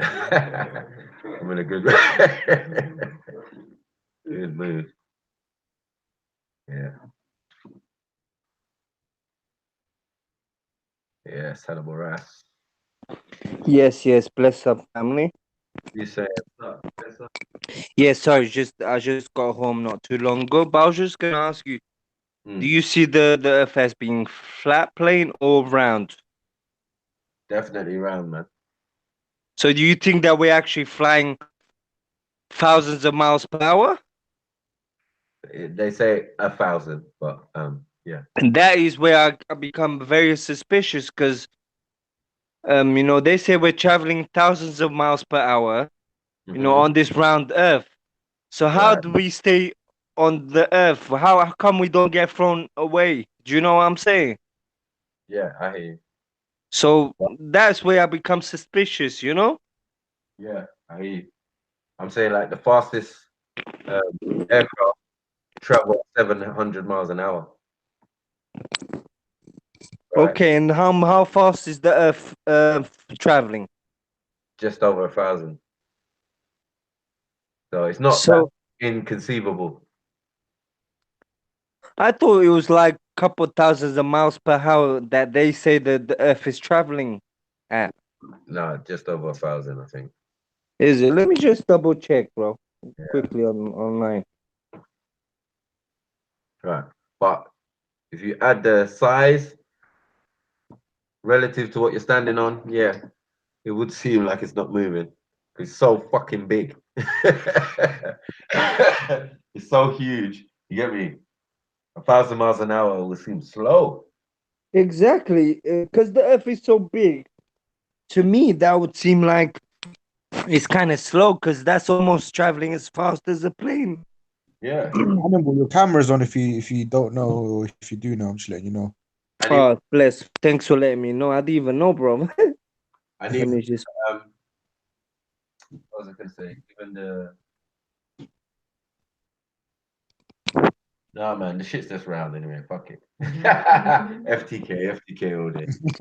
The thing is, I feel like we're never gonna know unless we actually travel outside of the Earth, so we can look at it.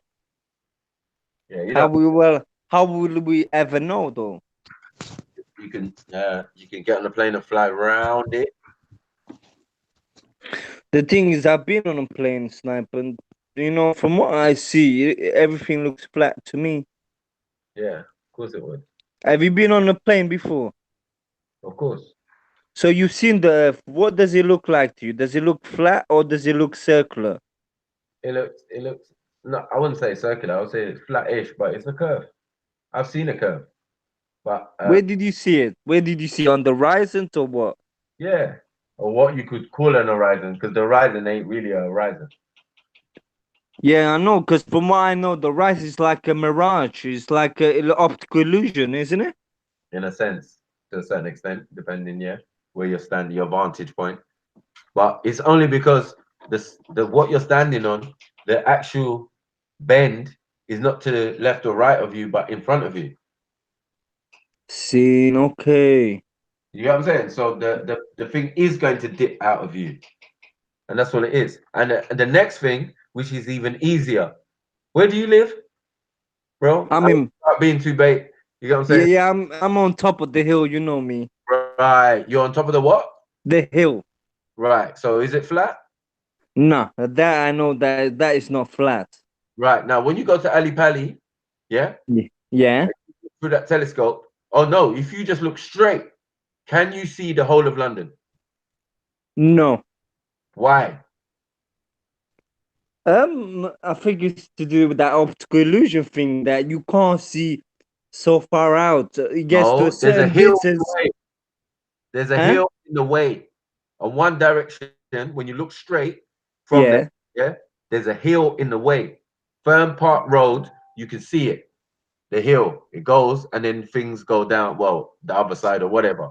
But to show you that it's not even. Do you understand? Yeah. Hills and gullies. Yeah, you can see Crystal Palace. Do you know what I'm saying?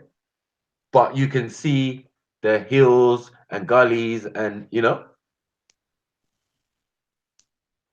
So it has to be, as you said, Muswell Hill. You know what I'm saying? Yeah. Right. So it's showing you there's high places and low places and things. So it can't be flat. No, I agree that there is higher plains, like there's mountains, so you're not gonna get everything flat. What I'm saying though is that the terrain Yeah. is flat though. The terrain, but there's gonna be up and down though. But there's no terrain that's flat. What it seems flat from the air. That's all. It seems flat from the air. You're hopefully 40,000, 50,000 feet. You know what I'm saying? It's going to seem flat. But a mountain is still going to be a mountain. A large structure is still going to stick out. You know what I'm saying? A massive enough hill or mountain or whatever is still going to be apparent in the landscape. Yeah, I know, but the thing is, I've never been able to see the curve of the Earth though. Never. That's what I want to find. I want to look at and be able to see the curve of the Earth. Right. How can I get to see this? How can you get to see what? The curve? Yeah, the actual curve of the Earth. Yeah, just look out the window, bro. What do you mean? Just look out the window of the plane that you're in and see if there's a curve, or the horizon or whatever you're looking at just goes straight or it bends. I hear you. That's a hard one. I know the horizons, you know, I could see a little bit of a curvature, but I don't know if it's real though. Okay, that's the other problem. So now what they tell you when you're a flat earther is, are your eyes real? Are you seeing what you're seeing? You don't have flat earth vision. Okay. Yeah, you know what I'm saying? So because Yeah. your mind is not thinking a certain way, that it is flat, so you won't see or perceive things as flat. It's so retarded, it's unbelievable. But this is what they give us as flat earth science. So you need special flat earth eyes to see the earth the way they see it.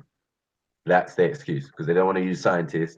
They don't want to use, you know, any form of research or thing, or, you know, base it on anything that they created. Everything is based on round earthers. Giving you pi, as I said, you get what I'm saying? Trigonometry, all of these type of things are based on mathematics, and mathematics is based on this circle principle or sphere. So it makes things easy. Travel, navigation, all of these things. If what you're standing on is not the shape it is, it would become apparent in the mathematics. That's why they could tell you it's a certain amount of hours to go to one place. You know what I'm saying? That's why they can say it's daytime on one side of America and nighttime on the other side of America. What's causing a shadow on a flat surface? Come on. I hear you. So if what you're saying is correct, then we should be able to figure out whether the Earth is flat or not just by mathematics. Yes, and they have, and we use it. So how do we get to this point? How do we find out? We use the mathematics. I'm saying we use it every day. So everything we use, whether if it's the equations for the internet, which are zeros and ones. You understand? Yeah. That's the basic equation for the internet. 0 and 1.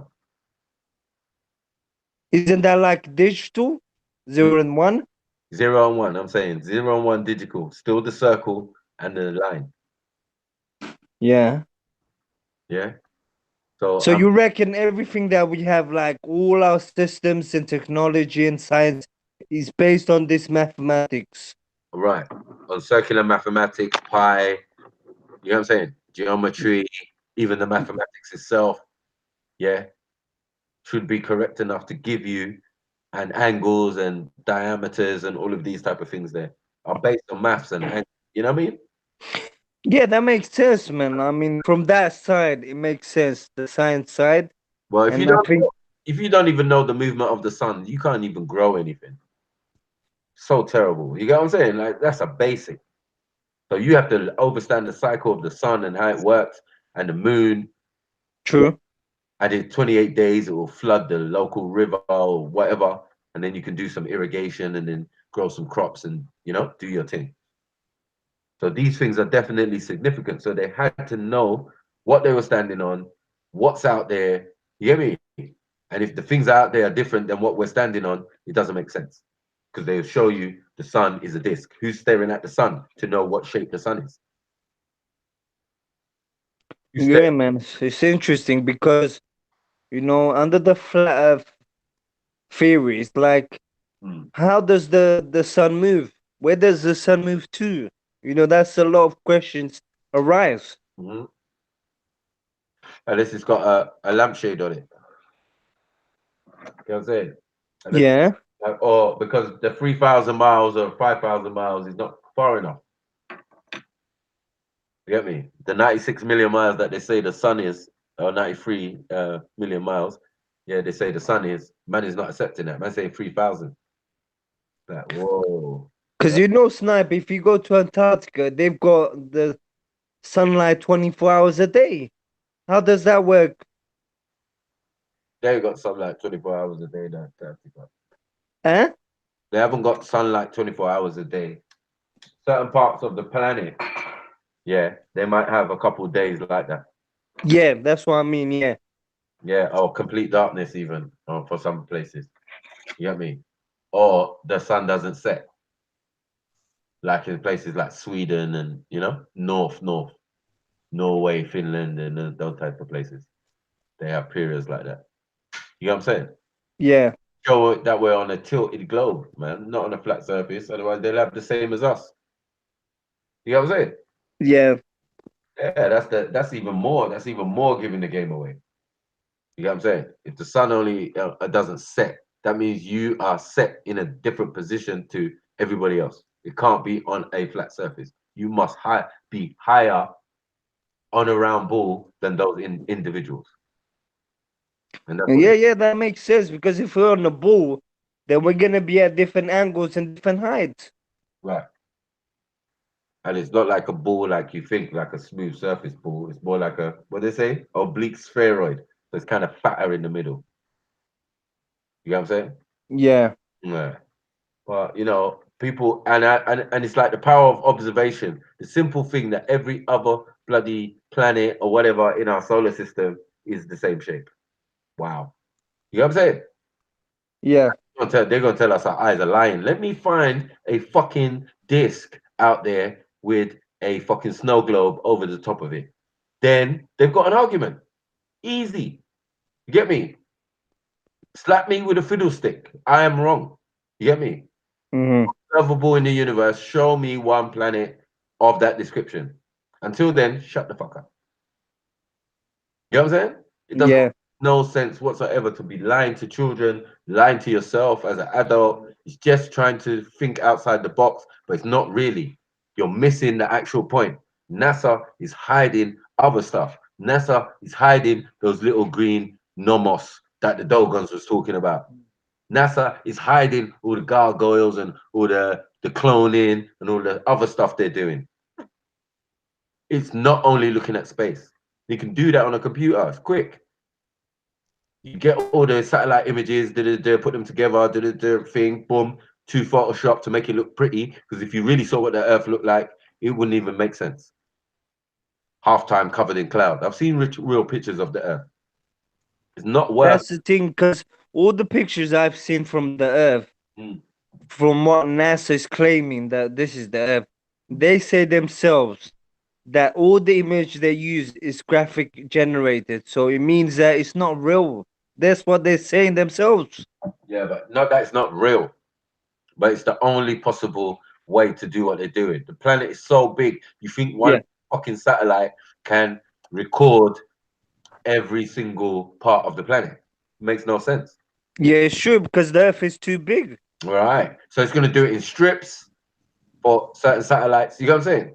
And then yeah, that's what they say they do. They're getting it through. It's a graphic image. It's not a real image.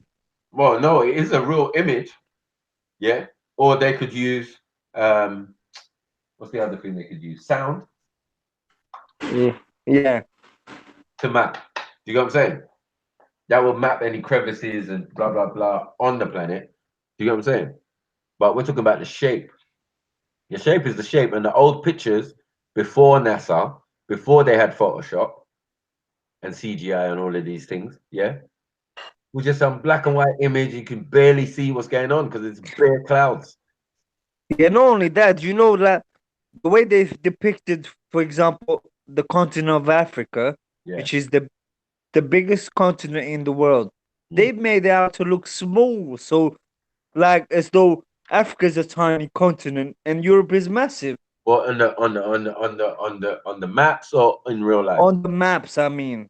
Yeah, but we're talking about real life because every time I see something, I just see Africa. You know what I'm saying? Like there, the globe, Africa. Look how big it is. That's all. I can't see anything else. Yeah. Let alone the constant satellites they got spinning around the planet. You get me? We can look at it. We can see the lights in different places. Okay, and we can freeze it, and then we can outline the edge where it is. Oh, that's Hong Kong at night, and that's thing, and that. And if you keep going around, you'll come back. What? People are just blatantly trying to ignore the facts. You know what I'm saying? Yeah. The shit's fucking round, bro. It's either round or a cylindrical tube. And I doubt it's a tube. You know what I'm saying? And then all you know that in the Bible it says it's a firmament, isn't it? Yeah, that's why we don't mess with the Bible, because flat earthers wrote that. Yeah, but you know also the astrologers that come up with the round earth, there were a lot of them were Masons, you know that? And they thought it was flat. Even with all the telescopes and horoscopes and everything they had, at a certain point they still thought it was flat. This is why they never started to reach the ocean until like the 1500s, when we was on there for thousands of years, because we navigated and knew the stars. You know what I'm saying? True. So that, like, we only start the first ones to get it are the Spanish, who are us, so they would have that technology. You know what I'm saying? Then European what do they call them? The Visigoths, who end up being the Portuguese. You know what I'm saying? Right? and they have that tech, and they go on the waters and they go exploring, and then It's last mad. Britain. It's mad that you say that, though, Unks, because obviously I had a psychology exam, and there's a couple of questions on intelligence in it, Right. and they're saying, well, how do you measure intelligence? And intelligence is just measured by a set of questions or whatever, whatnot. Because obviously they got the IQ test and shit. And there was one brother that was saying he's like, Rod, all of this intelligence that they're talking about is bullshit, because in South, what they were talking about, he's talking about the South Americans, and he's like, what? How can you not consider IQ a part of reading the stars and traveling to places? And he goes, like, obviously the modern definition of IQ is not that anymore. So that's why, like, it's kind of ties into what you're saying. Like, all of that knowledge is not considered knowledge anymore. Right. That's why we don't hold it relevant no more. Like, reading the stars and all of these things that we're talking about now was intelligence until they made this black screen and said, if you can work this shit, that's intelligence. Do you know what I mean? Yeah. And that's why you know that if you stand on Islam, you know what I'm saying, and the theologies and the mathematics and the, you know what I'm saying, algebra or whatever, you know what I'm saying, finding out that the first people to like circumnavigate the globe are Islamic, you know what I'm saying, and blah blah blah blah. Like with Islam, they made sure early they worked that out. But that's what I'm saying. That's what I was trying to get to. Like, they've tried to water this knowledge down, so it's not taught anymore. It's not seen relevant. You get me? Because a sundial just messes up your whole game. You put a stick in the ground, you draw a circle around the edge of the shadow, and that's you. That's you. Why is that possible? You know what I'm saying? If we're not spinning, you know what I'm saying? Or So what's the actual theory of this, the sun moving around for flat earthers? They're saying it's moving around our atmosphere. The sun is within our atmosphere, because there was a video of some thing that looked like the sun underneath the clouds while a man was flying in the plane, but yet the sun was still in the sky. Doesn't make sense. You know what I'm saying? I'm saying, raw, maybe man traveled over a volcano. I can't really, you know? Whatever it did, it looked hot, but it didn't look like the sun. Don't be stupid. You know what I'm saying? A man's flying. So he was saying it was dark above him, pitch black. No, it was bright day above him.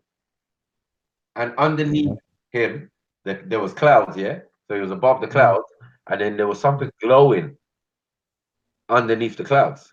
You understand? But I'm like, yeah, I saw this video, and I'm like, but bro, the sun's over there. Like, it don't make sense. How is it still bright if the sun's down there under cloud? Bruv, stop that, man. Get to grips with the 93 million miles, bro. You get me? Like, if you can't accept the maths, bring your own maths. Don't tell us 3,000 kilometers and you get me? Or 4,000 kilometers, and man, check it out, and it don't make sense. We'd be burnt up. Yeah. We even move 1 iota from where we are in the line of planets, and we can't live on this thing no more. If we swap with Mars, or you know, and even if it was a couple of miles off, we'd be fucked. We'd be off. They say the habitable zone or whatever they want to say, but you know what I'm saying? The realm where in all solar systems or whatever, or all planets that follow thing. Not all planets though. There's some planets that are attached to stars or thing that are really close inside the aurora. Because the aurora, or the glow of the sun or whatever, is the hot bit. That's hot energy or whatever, you know, that's what shines on the planet, hits our atmosphere, and gives us heat. Just energy. You know what I'm saying? But I heard them talking about the sun's not hot, which would make sense. The sun's not hot. The sun is not hot. Why would the sun be hot? What makes sense does that make? It's high. It's hydrogen and helium, yeah? Mm. The hydrogen is like water. Not steam. only that, I would say the sun is black as well. Do you know about the black sun? Yeah. Well, that's what the Nazis was into. They were into the black sun. Mm. You know, this is how they got a lot of information, a lot of knowledge to build all the modern technology which they had, you know, and they were heavy into the occult and heavy into the black sun. Right. You know, so that's quite interesting to me, and I've done a bit of research into it. Yeah. And there's rumors that Hitler went to Antarctica to Yeah, exactly. They went to Alta. That's facts. to New Swaziland, all of that. Yeah, they did. Yeah. So what's going on with this Antarctica thing, man? Because I see it in movies, I see it in games, I see it everywhere, man. I do it just that time. Yeah, go on. 'Cause I swear it's illegal for us, man, to try go there. Go where? Antarctica. Yeah. Nah, man, chat your shit, man. There's bare tours to Antarctica. I see politicians going there. There's something going on over there. Yeah. Mm. Definitely meant to be like some neutral zone, but I see explorers and people flying over and looking at the penguins and all of them type of stuff and the mountains. And when it's, Or is it the North Pole or South Pole then? 'Cause I swear there's a place that we're not allowed to go. I Or is believe that- I believe that the South Pole, yeah, or the Mm. North Pole has land, and they're trying to hide that. If you look at Google, Exactly. I believe that as well, Sniper. I believe this is one of the reasons they've kind of obscured the knowledge of Antarctica to stop people from going there. Because I believe they've got more land there they don't want people to know about. yeah, no, definitely with Antarctica, they say that's land anyway, but they said the North Pole is ice, a sheet of ice. Mm. That's bullshit. You get me? There's land there, and they know it is. You know what I'm saying? Because if you look on Google Maps, you see the outline of a landmass, and it's just brushed Mm. over. Do you get me? And it's like, whoa, that doesn't make no sense. There's more land out here. You just don't want to tell us. You know what I'm saying? Yes, there are things they're hiding, the hole at both poles, they're hiding things like that to enter into the inner earth and all of these type of things. You know what I mean? And Oh, that's interesting. I never thought of that. they're hiding a lot of stuff, but the shape is definitely nothing to do with it. That is the least of our worries, or the least of what they're trying to conceal. You know what I'm saying? There's actual beings. They've got the Roswell's thing and all of these type of things to try and give you a clue of what's going on. The Pope has got an extraterrestrial doctrine ready that he put out a couple of years ago. They got it on some plaque with some, you know, that world in action. It's like a man and a woman with an afro and a, you get me? 2 arms, legs, you get me? Or 4 legs. All that madness. But they're saying, yeah, they've got a doctrine for the extraterrestrials if they come. Now, you lot got the best observatories on the planet, the Vatican. So you know if there's aliens out there, and they must know something. Because I don't think the Pope would go to all that trouble and announce and make a speech and all of this type of thing. If it was like, you know?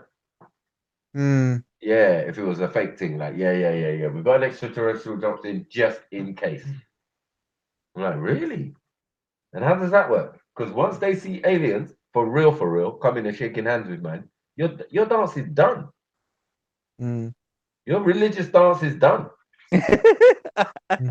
Everybody's religious dance is done. Everybody's religious dance is done. Like, oh my God. Yeah.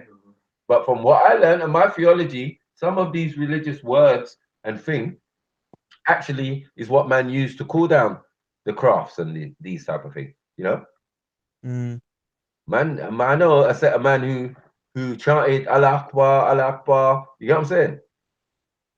At the top of a thing, at the top of a hill, and the craft appeared to them.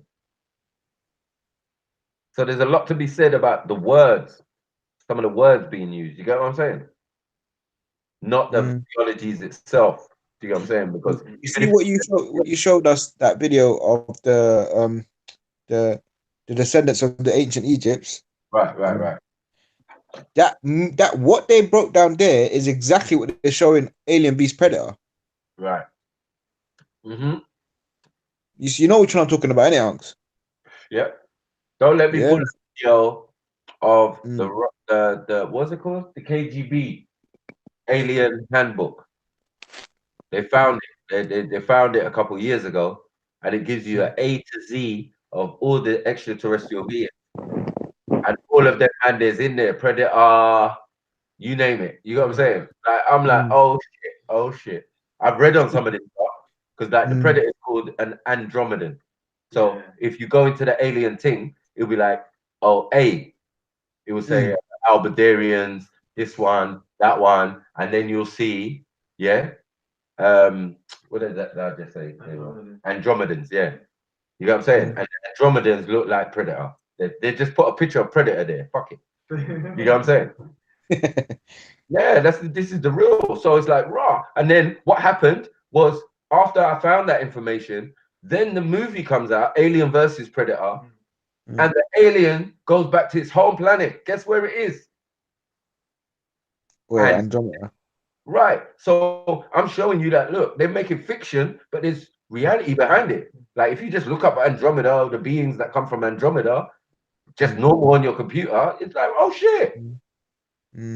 That's like the Stan Lee thing, innit? Stan Lee, I swear he said I never made none of this shit up. I just took everything I heard and everything everything that's out there. George Lucas, the same thing. Everybody know this stuff. R.I.P. George Lucas, it seems. Yeah. Because that theory, that pyramid theory, and the Egyptians connecting to the aliens and whatever you call them, aliens or however extraterrestrial or whatever. Because remember, I swear they said there's something like that on Mars as well. It's a replication of something on Mars. I don't know how true that is or how false that is.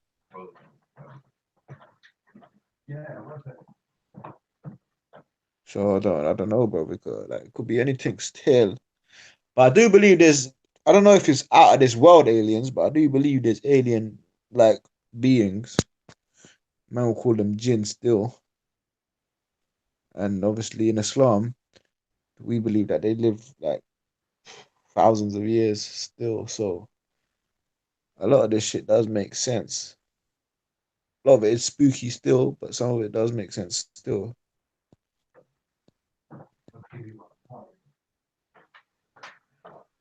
What's everyone saying in the chat? Everyone's gone quiet in the chat, man. Come on, family. If you're a new viewer. Yeah, put up some questions in it. If anyone's got questions, just put them up and we'll read them out and try and get some answers. All this study and thing, it's like X-Files, really. The information's out there, bro. They've just been sealed government documents.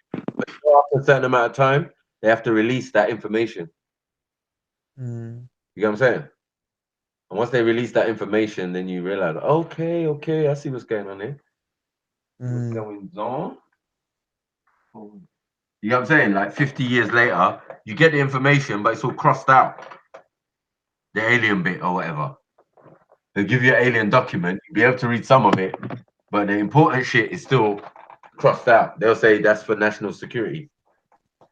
You get me? Yeah. And they'll have like secret agencies doing next research that we can't know about and shit. Yeah, exactly. So as I said, they've got research labs specializing in all that stuff. Like NASA's just a smokescreen, like they've got such a $1 billion budget. You get me? Like 40-something trillion dollars every year. You know what I'm saying?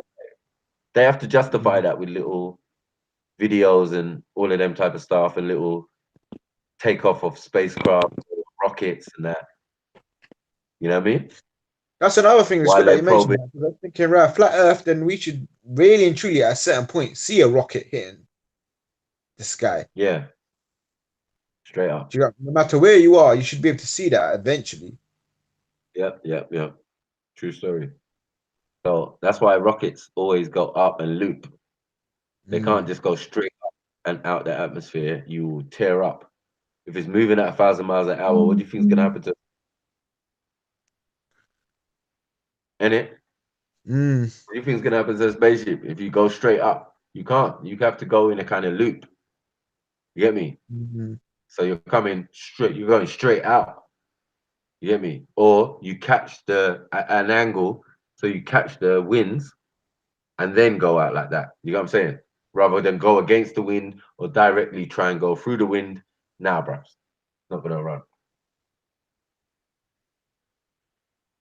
Also, you know, sniping the Yeah. Earth theory, they also say the Earth is the center of the universe. Right, the Earth, the flat Earth. Oh yeah. Yeah, they say the Earth is the center of the universe, which I find really interesting. What universe? The flat universe. No, they mean the Earth is the center of the universe. What they say is that basically everything spins around the Earth. Right. Everything. Everything. Yeah, all the planets, the sun, and everything else. Yeah, we all just spin around the Earth. Man, Yeah, that's what they say. we don't even observe that. It doesn't even make sense. We don't even observe that as what we see. We see us. We see us going around the sun and all of that type of stuff. We don't know. That's crazy. These guys have lost their marbles. They've lost their mind. Peace, gang, yeah? Talk to you man soon, yeah? Yeah, man. Big up.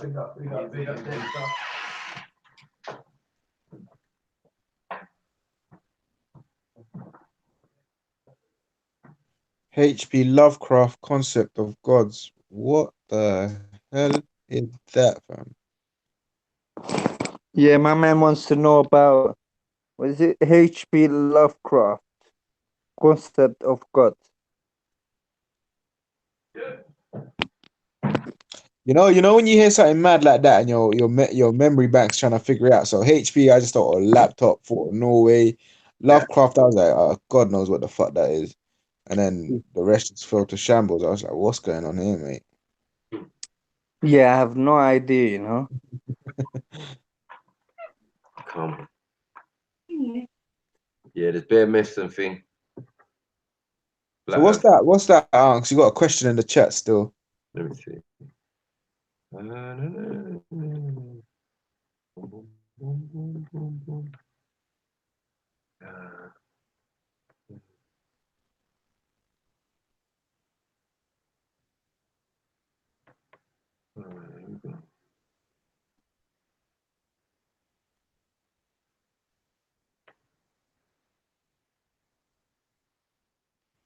Some HP thing. HP Lovecraft.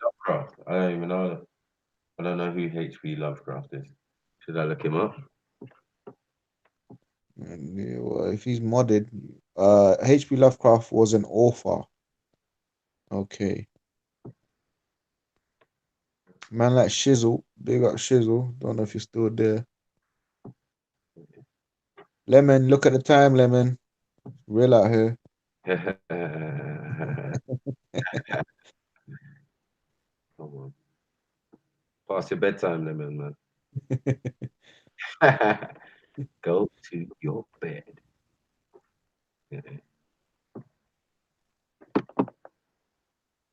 His concepts brought forth a lot of programs like Stranger Things, Monsters. Okay. Yeah, that could work still. As I said, mine is more on the what do you call it? KGB diary, alien diary. Hmm. Yeah, I think it's KGB. Yeah, I could pull a video up and I'll show you like A to Z of alien stuff. It's mad. You'll be like, oh shit. You got Indigo, all of that shit. Everything you can think of, all in the list. You got what I'm saying? Straight up and down. So, Sniper, do you believe there is aliens out there or what? Yeah, I believe there's aliens out there, in here, around, inside, up and down. I think that most of us are aliens still, or have some extraterrestrial thing. I think our melanin is extraterrestrial. I think our hair, curly hair, is extraterrestrial. So, you know, black people, they say they come from Sirius Star. You know that? Some do, yeah. They say they come from Sirius star. Some say they come from Orion. Exactly. So what you say makes sense. That you know, they're saying that they don't come from the Earth. They come from elsewhere. Right. And it makes sense with the Sirius and Orion because the pyramids shafts are pointed at those stars. Yeah, You know what I'm saying? I believe that the pyramids is actually built as a portal for people to go into different dimensions. You know what I'm saying?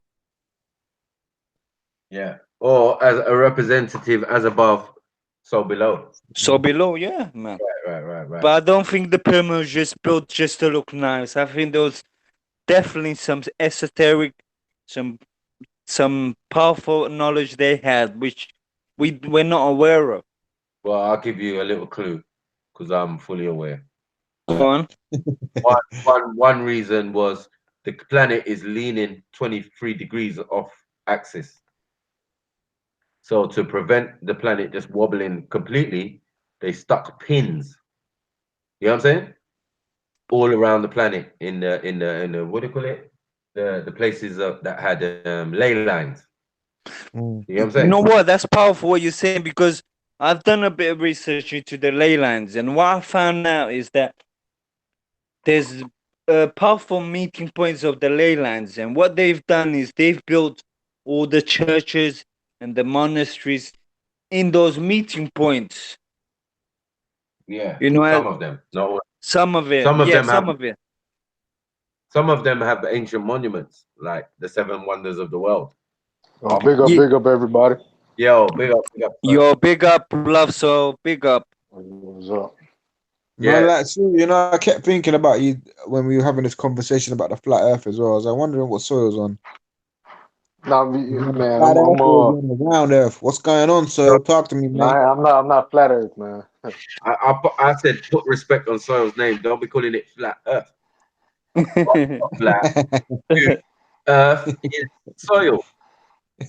Earth is soil. Earth is soil, man. Put respect on soil. Yeah. I went back into the stream so I could catch up. I would have jumped out earlier, but I wanted to catch up. See how the conversation went. But yeah.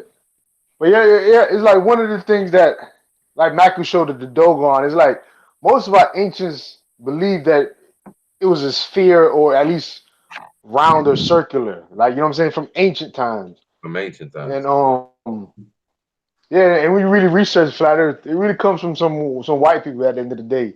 From like what? Early when they had the scientific revolution or whatever, they had the flat Earth, I think it was like the 1500s or whatever. And then it came back around with this guy named Eric Dubé, which is a white boy. Mm-hmm. You know what I'm saying? Modern day I'm talking about is a white boy named Eric Dubé. He's like the father of flat Earth theory now. He wrote a book on it. Yeah. So it's like, yeah. But then again, flat Earth make valid points. Yeah. They do need to we do need to question everything. We do need to see an actual better image of the Earth and all that. But yeah, man, I'm like Maggie said, I'm picking up the ancestors, man. I'm going with them. And I ain't failed with them yet. They've held me up. We don't even want to go into Sumeria and those Sumerians who give you your solar system. Showing the 8 planets and all that. 11 planets and all that, and yeah. Everything.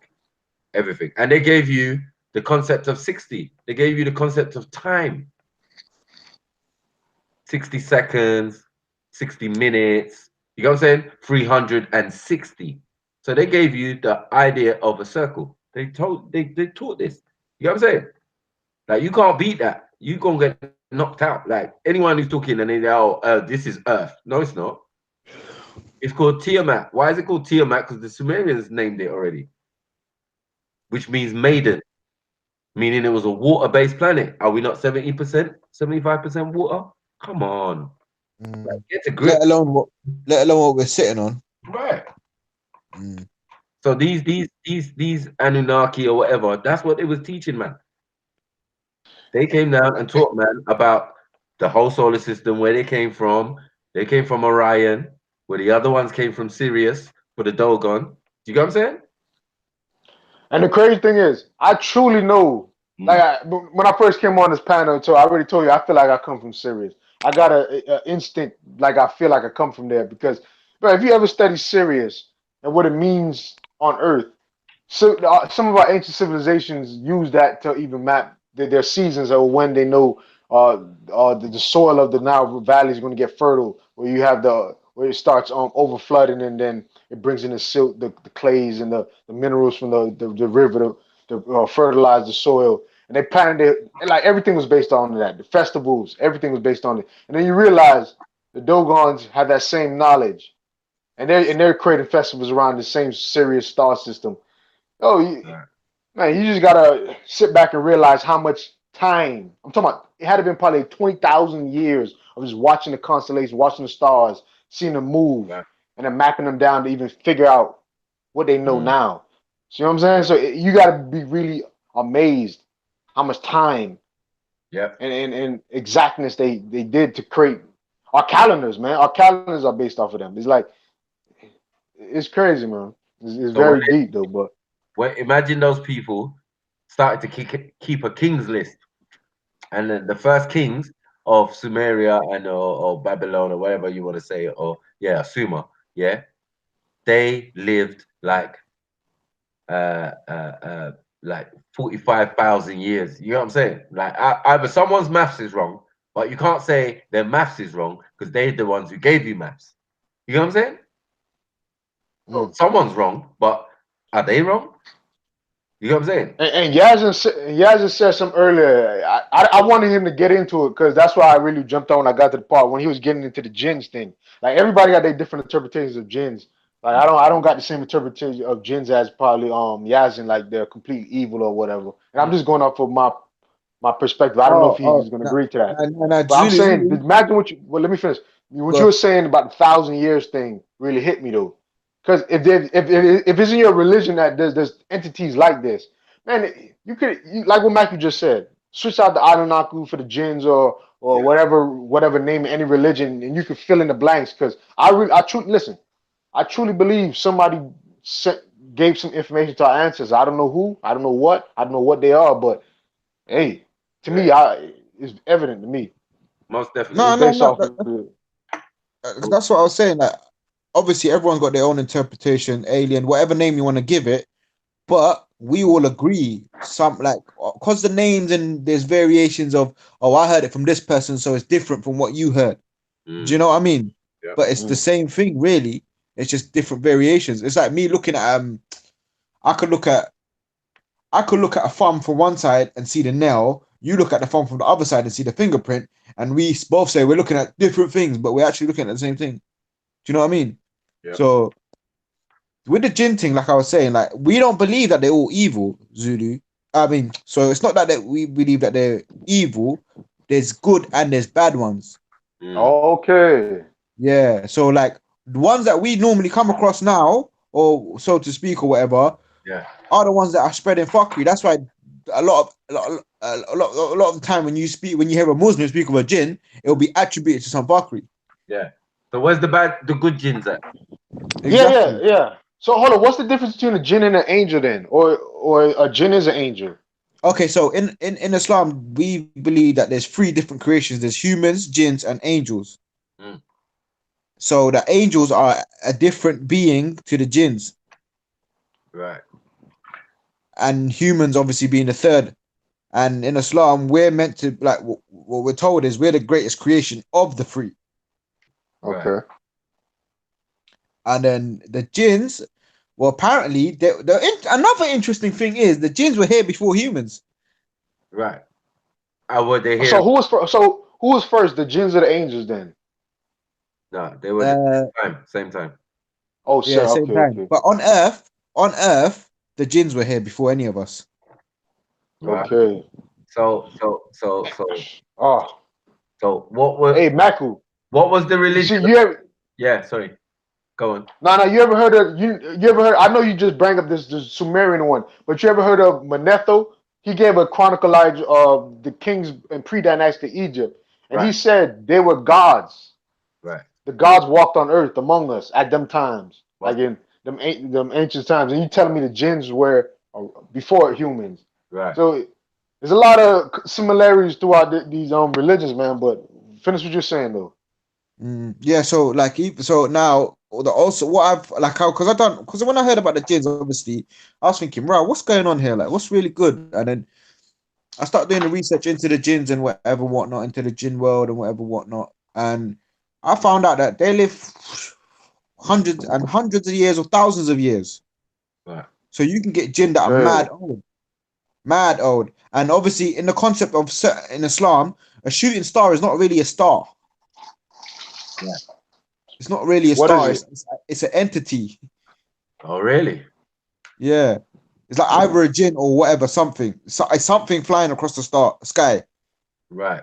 And that ties into NASA. Mm. That ties into NASA and what they're trying to hide. And what I'm saying. Hey, right. And what does the cult scientists and all the cult people say? You are a star. Do you know? They say you are a star. Imagine that. Yeah. Because So, even in Islam, they say, well, I don't know how much consensus there is in this in Islam, but well, in Muslims, should I say? Yeah. But astrology and astronomy is considered black magic. Okay. So what is the religion of a jinn? Well, as far as I know, it vary. They could be various. There's it is as diverse as the human concept of it, I think. Another question: where does this jinn concept come from? Well, hold on. Well, let me explain. You know, from the Hindu. The Hindu is the oldest religion. I keep telling people is the oldest religion on the planet, and in their pantheon, those beings come down. Are they jinn? We don't know. They've been here way before any of us. In the stories, I'm not saying those Asians who took it on. Yeah, because you got to remember that even Indian people or people in the Asian diaspora took that religion on. It existed before they even got there. You understand? So where does it come from then? Well, sure. If there were beings there before, they weren't human. That is all the scientists and the anthropologists and archaeologists know. Yeah. Is that those blue people that they show? Well, this is the thing though, Annabelle. Like, I would personally say that's a certain kind of jinn. Okay. Right. Yeah. I would think so too. Because the whole thing I've been constantly saying is that Hinduism is a form of demonology. You understand? That makes sense because they worship demons. Right. They worship demons. Devas, I believe they call. No, the main one. Like what you're saying, it makes sense because the way I see it, they worship demons. Krishna. Yeah. His other name is Jan. Okay. You understand? Jan. Yeah. Jan, how do you spell it? J-E-N-N-I. Okay. Oh, Jainism. Where Jainism comes from. Well, that's the name of Krishna. Yeah. I'm saying that's a modern day religion. Yeah, I know somebody who's a Jain. No, but I'm saying Jan. Oh, like Jan and Jana. Oh, okay. No, So I'm saying does the religion Jainism come from that though? The name. Yes. Okay. Yeah. All right. Yeah, that's Hindi, that's India. Yeah. Right, that's a derivative of the Hindu religion because the Hindu thing is vast. It's not small. It's not one set thing. But they have a religious pantheon in it, or a demonology pantheon in it. They call Devi and all of that. But that Devi, we get the word devil, we get the word you get me? Demon. Got you. Right. So I'm telling man, it's demonology. They're telling you within the stories, one decided to be a good demon. Huh? You would have had to be to become a good demon, you know. You know what, Sniper? What you're saying is very clear to me because that's what I had. I had this image of them worshipping demons. Right, but these demons told man that they came from Pleiades. Where the hell is that? Which you call the Seven Sisters. What is that? Seven. That's in your Bible, Animal. That's in your Bible. I'm not aware, man.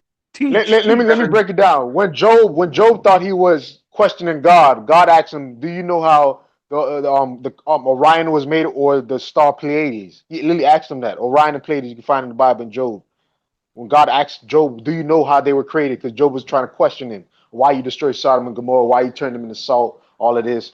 He literally broke it down. And one of the 7 stars, yeah, is called Zeta Reticuli, where a set of Zeta Reticuli, where a set of aliens say they came from. You know what I'm saying? And then we've got these Hindus talking about they came from Nirvana, which is one of the stars in that constellation. You know what I'm saying? He hasn't. I mean, Flame. Yeah. What's a star that's very important in Islam? Like, what's a star that's? Do you guys use a star Sirius, or what kind of star you guys use? The sun. We don't really. The thing is, all of this that you see, the moon and the star, that's brought in by man, isn't it? Oh, wow, I never knew that. I thought it was okay. It can't be because it's older than the jinns. What, the moon and the star? The idea of night and day, yes. Yeah, that too.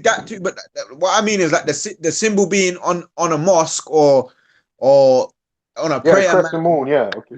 Yeah. That's all been brought on by man, because the first mosque, if Muhammad, peace be upon him, brought the first mosque, he built a mosque with no roof. All right.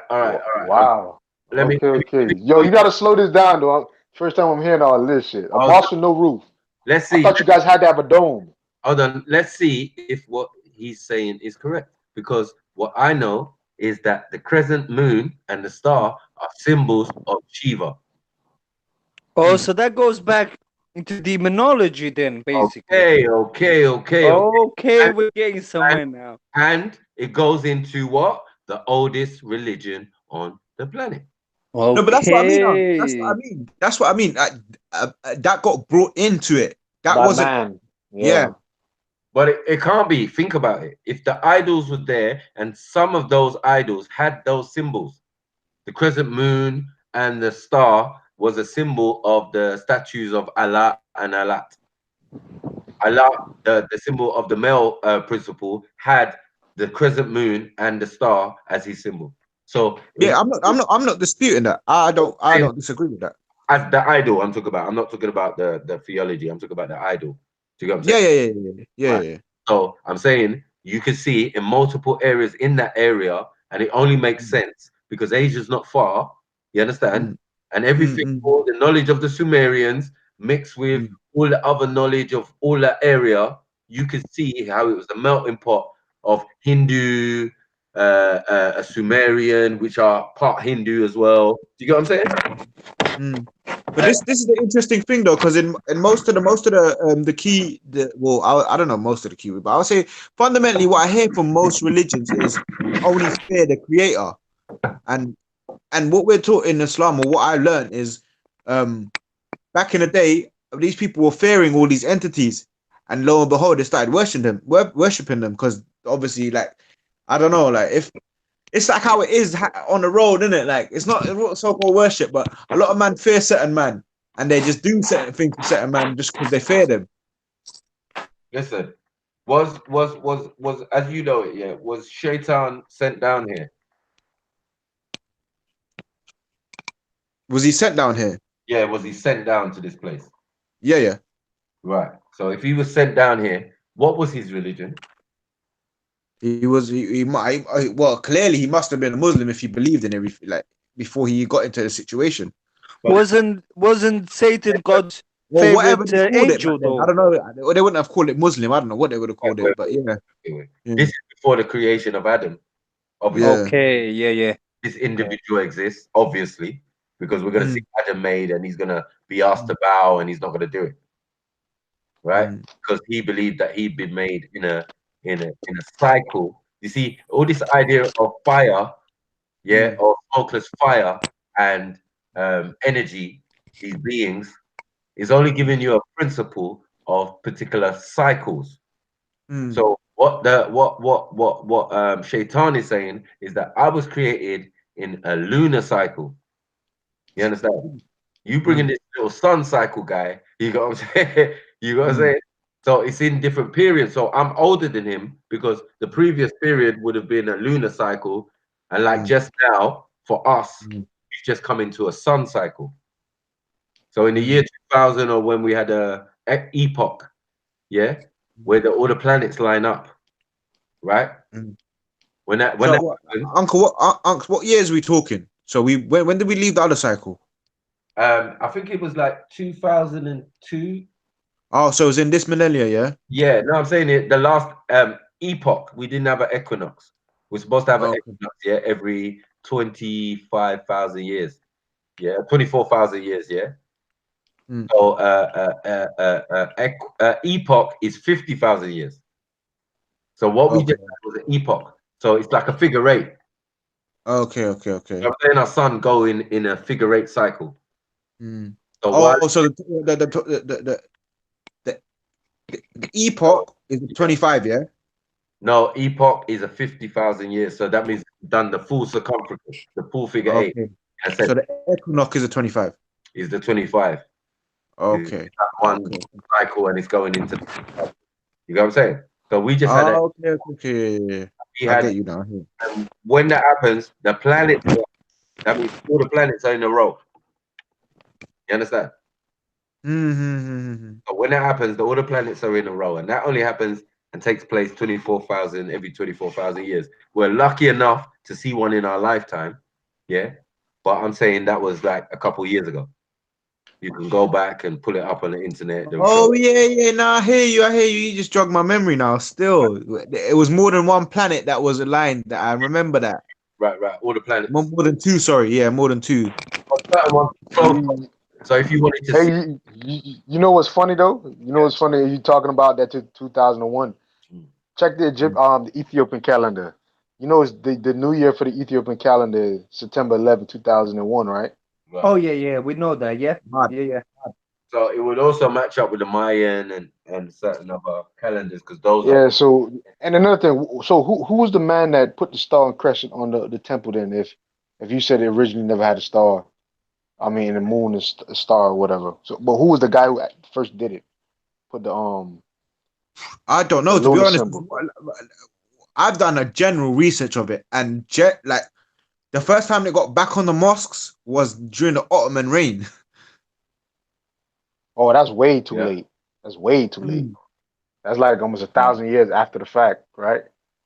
Yeah, and I can't necessarily agree with that. I think it was always something that was relevant because otherwise the sun and the moon is definitely relevant in Islam.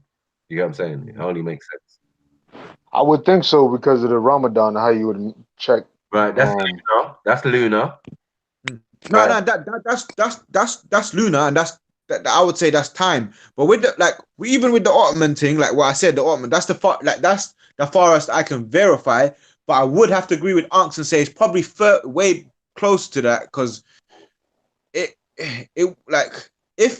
they had that information there, like, all right, cool, prior to Muhammad coming, peace be upon him, coming and saying, rah, like, bun this, bun that, but then they're saying, rah, these linguistically sound the same. So I could have gone up to someone saying, right, really and truly, you should have that moon up there because this is what you lot are following. Well, do you know what I'm saying? Let me give you an example because I've just explained that Shaitan was not on Islam. You get me? He was not on peace. Yeah, he was on. He came down here and fell into the order of Sin or Singh or Shiva because those beings are already here. You say the jinns were already here. They were here before Shaitan. Not that they existed before him, but they were here, definitely here on this planet. Some came with him. In it, in the story, they say some fell with him. So, and you hear in the other biblical, they give you the example of angels that fell from grace with Satan or the Lucifer, whatever they want to say. You know what I'm saying? It's the same story, yeah. And then you go to the Hindu, and then there's a war in the skies. When they come, they're warring against other of the same beings, but the disagreeable ones and there's agreeable ones. You know what I'm saying? And then Just the like in incredible one, Islam, the good ones and the bad ones. Kingdom come, Jay-Z. What did he say? Look up in the sky and you'll see a circus. right? And that's what it was. In the beginning, there was an argument about what was going on in the skies and different crafts and all of that, you know, going on, nuclear wars. These men are fighting in these Hindu texts. It's not no plating. These men are talking The about. guy who, when we made the atomic bomb, they quoted that. What MAKU just saying a while ago. Yeah, and they knew about interdimensional stuff. They knew about interdimensional crafts. They had different Vimanas and ones that went interdimensionally, one that just traveled out of our atmosphere and into other realms or whatever. But they had interdimensional ones. They had all different, and they had different levels of what was out there. Do you get what I'm saying? If you go into the pantheon, you realize like, a lot of this astrology and astronomy goes all the way through. You get to the Middle East where they've got the Sumerian information, they've got other information from different people. Do you know what I'm saying? So they come with their Zoroastra. The Zoroastra thing is only the same as what the what they call Abraham's people. Got the name. Sabians? No, they were Chaldeans, right? Because the idea of Chaldean, the word means fire worshipper.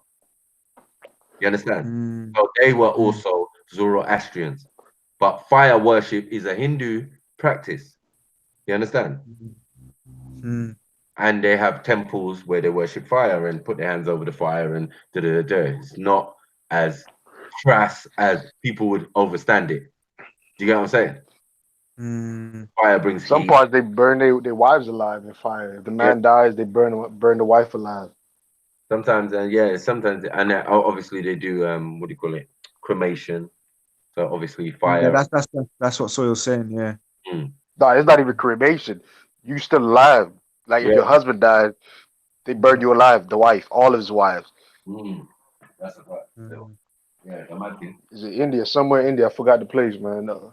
It's not even somewhere, you know. That was the actual thing. If you watch old Bollywood movies, that's what you'll see happening. And then they watered it down to where the woman couldn't wear any colors or any jewelry. She'd just have to wear white, so you would know she's a widow. Yeah, madness. Yeah. Oh, yeah. So I'm saying Shaitan and these supposed fallen angels or jinns. Yeah. Or they were angels before Maleks and became jinns. See, that is also a possibility according to all the other texts. Maybe not in Islam. Do you know what I'm saying? But it makes sense. Because you're saying, like, they came down and they were here before man. But in what capacity? In physical form? Yes, must have been. And so when it refers to smokeless fire, it's what they're made of. And the period. Oh, hold on. Time out. Flame, you saying they're not physical though? They're not on our plane right now. They're here. Like we could be they could be somewhere near you right now, but they're not physical right now. But I don't know what they were prior to man coming down. Well, Zubaydah read something to us the other time, explaining all the different things they can do. They were actually more powerful, it seemed, than the Maleks. You know what I'm saying? They could transmutate. They could change it to there's a variety. There's a variety of them. There is a variety of them. All are physical. All of it. All of what they were doing was physical. They can appear as a man. They can appear as a No, but that's what I mean. That they could be physical. Obviously, I've had certain experiences where there's certain things that couldn't have happened if they weren't physical. Do you know what I mean? Or it depends how. Break it out, bro. Break it out. Until we go deeper into spirituality, I don't know how deep spirituality goes. Like I also used to think sometimes, right? I should be able to point my finger and make a button get pushed, but not touch the button. Do you know what I mean? Yeah.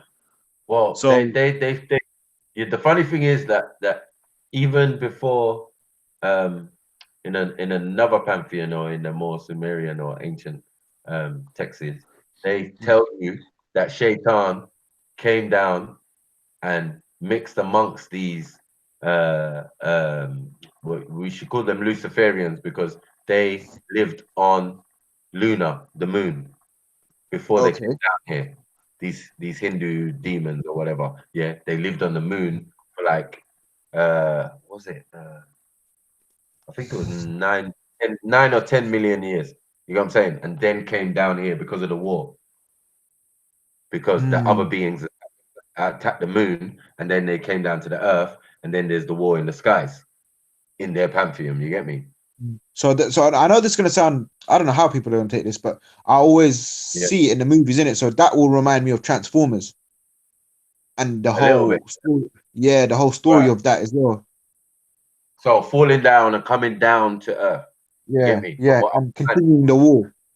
Right. And if you think about it, if you look at where Pleiades is, it's above us. Orion is above us. Sirius is above us. You know what I'm saying? Because we have to look up. Yeah, they're serious. So anything coming from up there is down, in it. You know what I'm saying? Everything that we're looking up is coming down. So yeah, when they say fall down or came down or sent down, yeah, that sounds like a command or quarantine or fleeing from something. You get what I'm saying? Now, imagine all them beings on this planet and many other beings on this planet. As we said, the Predator, all of these type of ones are on the planet before man exists. You understand? Then Shaitan comes down to a city where they're all living or doing whatever and goes into the order of sin or singi. You know what I'm saying? And then they start mixing in with animals and all that. And all of a sudden you're getting man with wings, half man of horse, half man. You know what I'm saying? They're calling them Nephilims and all of these type of things. You understand? And then you hear the stories in the biblical when they say, oh, when every man was walking on the earth and they were mixing with everything other than themselves. That's showing you that at certain stage they must either one be compatible, but one they thought it was okay to mix with animals and breed with them. So some of these So I'm going to ask you, Sniper, what's Satan's name in the Hindu religion? Do you know what the name is? You could say is Shiva. You got me? Shiva in it. That's what I'm aware of. It's Shiva in it, the name. The destroyer. You could, yeah, it could be Vishnu.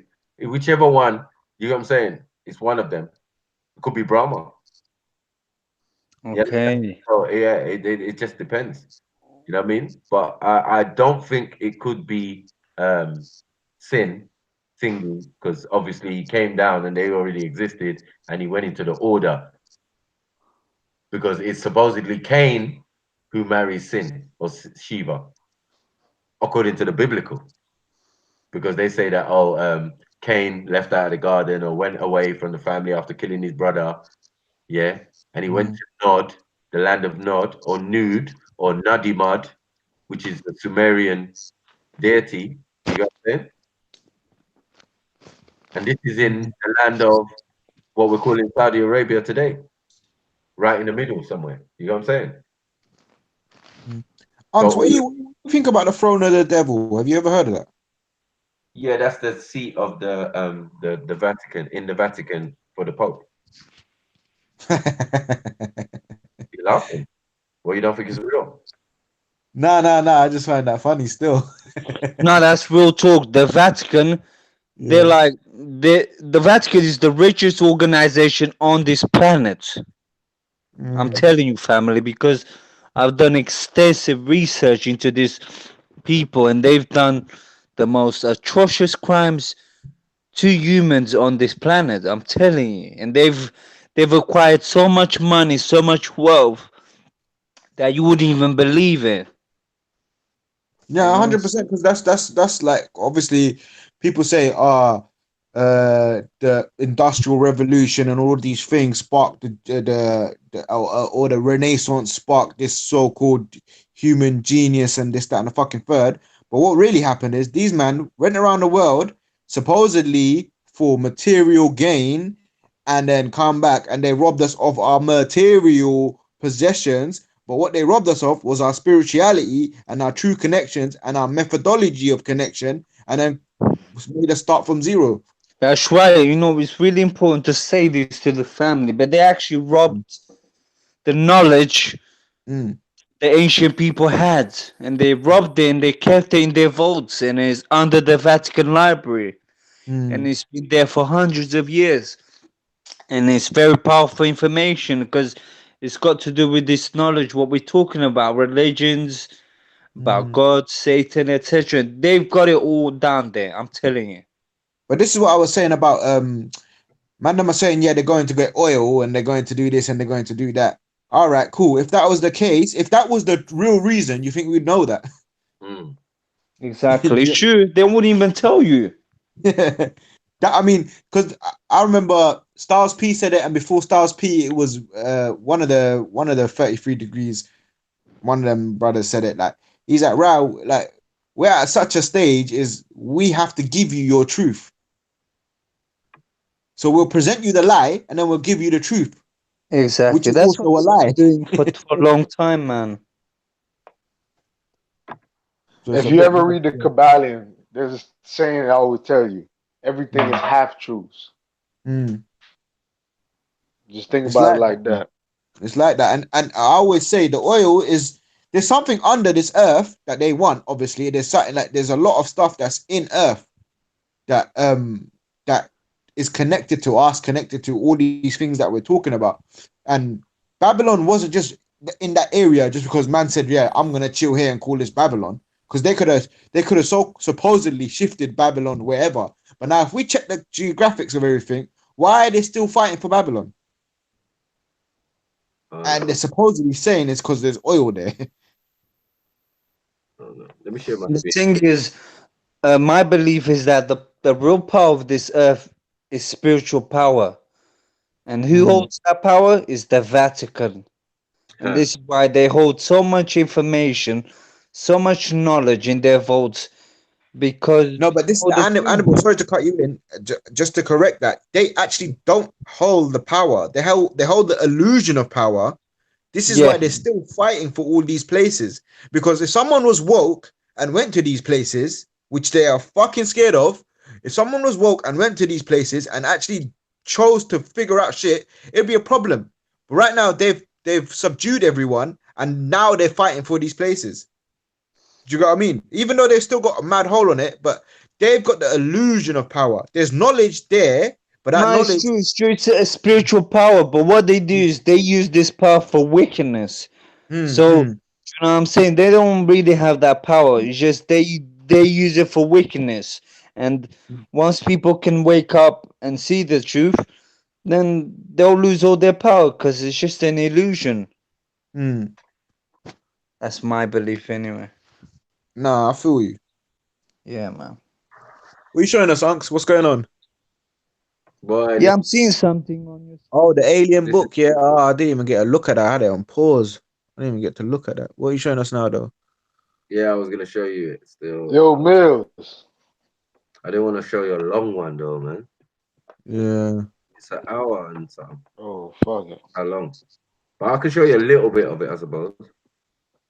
Yeah, you can skip through it. Like you could pick we'll go in 10 minutes, watch 30 seconds, and we'll go further. You wanted to go into thing, innit? A. Let's just deal with A. Baby steps, yeah. Come on. Let's see.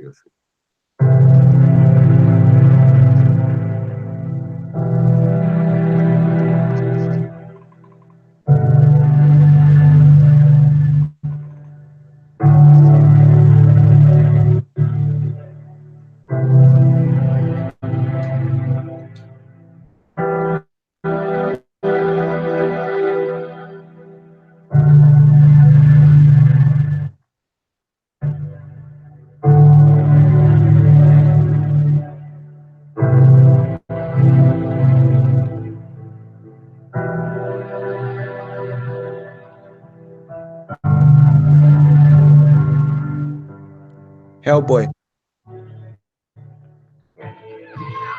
Pythagoreans or Agarshans, a group of Asiatic or Nordic humans who, sources claim, discovered a vast system of caverns below the region of the Gobi Desert and surrounding areas thousands of years ago, and have since established a thriving kingdom within, one which has been interacting with other planetary systems up until current times. Alpha Draconians, reptilian beings who are said to have established colonies in Alpha Draconis. Like all reptilians, these claim to have originated on Terra thousands of years ago, a fact that they used to justify their attempt to retake the Earth for their own. They are apparently a major part of a planned invasion which is eventually turning from covert infiltration mode to overt invasion mode as the window of opportunity. The time span before international human society becomes an interplanetary and interstellar power slowly begins to close. They are attempting to keep the window open by suppressing advanced technology from the masses, which would lead to eventual Terran colonization of other planets by Earth and an eventual solution to the population, pollution, food and other environmental problems. Being that Terrans have an inbred warrior instinct, the Draconians do not want them as to attain interstellar capabilities and therefore become a threat to their imperialistic agendas. Refer to L's. Altarians, alleged reptilian inhabitants of the Altair stellar system in the constellation Aquila, in collaboration with a smaller Nordic human element and a collaborative Grey and Terran military presence. Headquarters of a collective known as the Corporate, which maintains ties with the Ashtar and Draconian collectives, Draconian, Ashtar Command.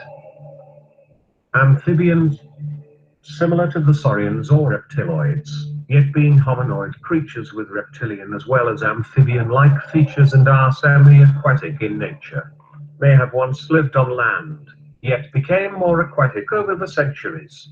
They have been encountered near swampy regions, rivers, etc., and have been known to attack people without being provoked. It is interesting that some types of greys and reptiloids are believed to be semi-aquatic, having webbed fingers and toes. Anakim, also referred to the elves, short for elder race or simply as the giants. Referred to in ancient Hebrew tradition, this race is allegedly tied in with a branch of ancient humans who broke off from mainstream humanity because of their vast size which had developed over the centuries, possibly as a result of a genetic anomaly.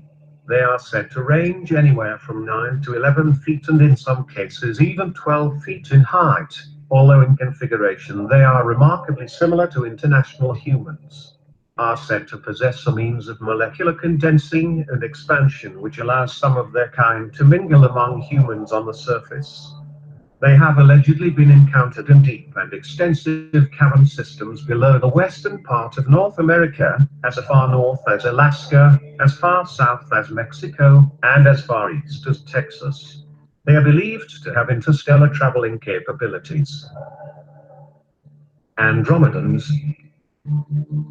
The Andromedan Council has ordered all extraterrestrial presences on the planet, in the planet, and on the moon to be completely out of our space. They want everything that's CT, benevolent or not, off the planet. This will be very interesting since there are over 1,833 reptilians living in our planet and over 18,000 greys living underground and on the moon. The Council would like to see how we will live with each other when we are not being manipulated by ETs, as we have been for the last 5,723 years. Anunnaki. Nimrod was a worshipper of Anu.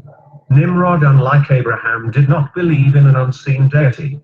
Nimrod wanted Abraham to worship Anu, the Most High, known as Elon. Nimrod was the founder of the city of Babylon, and his most renowned architectural influence was the construction of the Tower of Babel. Nimrod also had a city named in honor of Anu. It was to be called Calne or Calne, Genesis 10:10, meaning fortress of Anu. It used to be an ancient city in Babylon, Mesopotamia. Calne is often associated with Nippur, which is one of the 7 cities that was inhabited by the agreeable Anunnaki. Nippur was also known as Kodesh, It was originally called Nibruki, meaning earth, place of Nibiru. It was the city of Enlil, the Anu-Naki Elohim, son of Anu and Anton. Not only was Chaldea one of Nimrod's cities, there was Babel or Babylon, the ancient site and capital of Babylon near the Euphrates. Erech, a city 40 miles northwest of Ur, toward Babylon on the left bank of the Euphrates, and Akkad or Akkad, a city in North Babylon, and a part of the district around it are all a part of the land of Shin, called by many the country of two rivers, literally meaning plains of the flatlands. In the land of Shima, today called Iraq, is the place where the ancient Sumerians came to set up an advanced civilization weighed in fine pictograph, cuneiform writings. Excerpted from the spell of Leviathan 666, spell of King U by Dr. Malachi Z. York. Antarctic. This is allegedly a secret area of operations for both human and reptilian beings. It is said by some Natarian Nazi scientists actually developed disc-shaped aircraft capable of very advanced aerial performance, and that swastikas have been seen on a few aerial discs. They may be piloted by a purebred blonde, blue-eyed Aryan race. There appears to be more than one blonde. Can you pause that for a sec? Involved in the UFO scenarios, and especially subterranean human societies may have developed blonde hair due to lack of sunlight. There does not seem to be anything more than a peripheral connection between the Antarcticans, the Telosian and the Pleiadian blondes. That is, we will refer to the Antarcticans as the Aryans, the Telosians as the blondes, and the Pleiadians as the Nordics, in order to discourage confusion.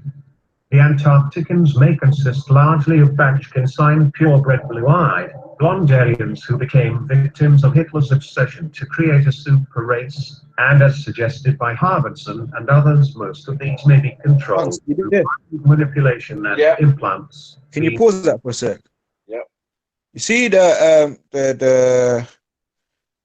what's that called? The I can't even pronounce it. The symbol, the swastika or whatever it is. That's in Hinduism as well, isn't it? Most definitely, yeah. Because you see that on the ground when they do the little what do you call them, the little designs and shit. So that's kind of mad still. And also the third alien in the A, the little green thing. Yeah. The one that was saying that's amphibious and stuff. When you hear it when a lot of people that I've come across that describe jinns, they'll describe those ones. Exactly. Little green cloak wearing ones with black eyes and this, that, and the third. So it's mad. Get me? When you get through things, let's see if we can find Pleiadians. Because they're what, remember that they said the Nordics are one set of Pleiadians. Yeah, to avoid confusion. Nordics don't mean they were all blonde though. Just a blonde set, and then they mentioned the Ashtar command. I think they're gonna probably show us the Ashtar command, but they're blonde hair, blue eyes, definitely. And this watching this reminded me of Hellboy and obviously Men in Black as well. Come on, get me. But to show, let me Big up the family. Yes, big up. Let me see. So he was asking for you earlier. Still, I heard him say your name, but I don't know if he's still there or not. Sorry, man, I was on the phone. It was one of them ones. Yo, Mills, what's going on, family? What's good, Annabelle? It was a personal thing, madness. It's cool, though, obviously. Oh, you fell asleep last night, did you? One of my bedrooms is just going through a hard time at the moment. He just okay, fair enough, because I was meant to call you yesterday, but I thought you're busy, man, innit? Yeah. So it's one of the ones. What I'm saying is, done the acid special, you know, the ones that turn it round and made man, do you know what I mean? Booking a holiday and everything. That's what I like to hear. Hey, come on. Special. Now, let's do it now. Look. Hope you got busy then, yeah? Yeah, quick thing, like. You got busy, yeah? Come on. Say no more. Right. What do you mean? Wait. I don't think me and Annabelle are the same. Hey, wait. This is another conversation you lot get into. Unks, what you said? Yeah, I was just gonna. Animal. I was gonna say that these aliens, you got what I'm saying, like this alien race KGB book. This ain't like just a set of Americans or a set of British or a set of thing. They've collected information and they've had this book, and someone stumbled across it, obviously in 1940 something, 1940 something. Come on, you know what I'm saying?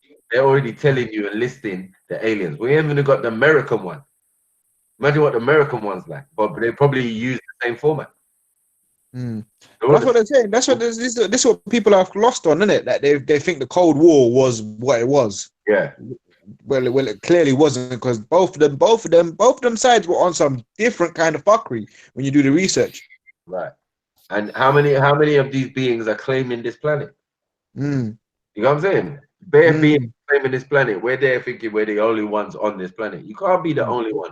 You talk about, it's like that movie when the world's, I know I keep relating it to movies, but I'm just trying to make it understandable for people. Is what's that movie called, When the World Stood Still, and then Keanu Reeves comes, and then the so-called president comes and she says, "What are you doing on our planet?" And then he turns around and says, "What makes you think this is your planet?" And she just baffled. She don't know what to say to him. Exactly. Is that you from the future, the past, or the present? Who knows? Exactly. So yeah, it's one of them ones there. But yeah, the bear, to show you, like, obviously we just only have 8 minutes. Yeah, we're not gonna go into too far, but I'm just saying, like, 8 minutes of an hour and 25 minutes of the aliens. We're just in A. We ain't even got through A. And we're not gonna get through A. You know what I'm saying? It's just an example of while we're sitting there laughing about 1 or 2 aliens. You know what I'm saying? Like, yeah, they're not real aliens. These men have got this shit mapped out already. What we think is fiction and what are we gonna say about this? We can say it's pseudo. You get what I'm saying? But man are trying to give explanations, last sighting, blah blah blah, here and there.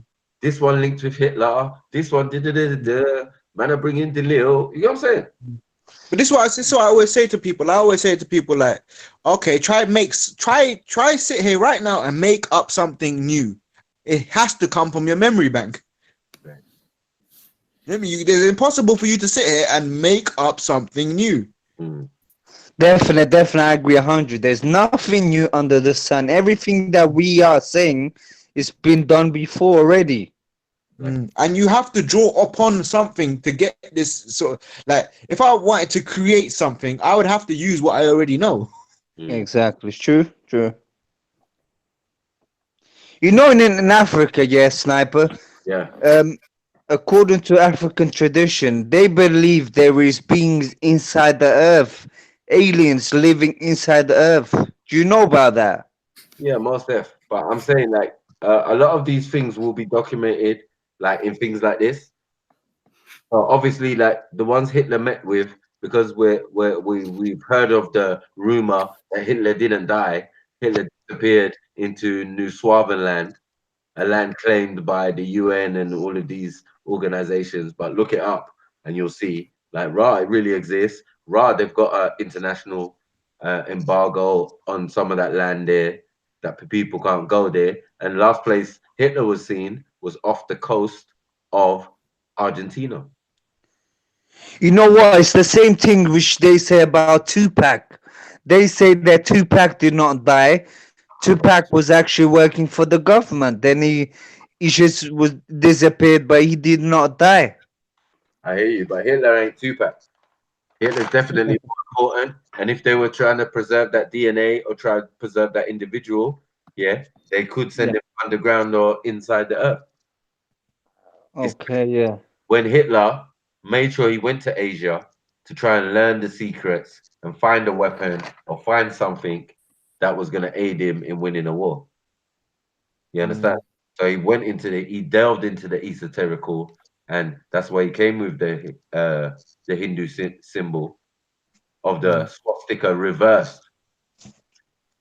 It's actually not how the original swastika is.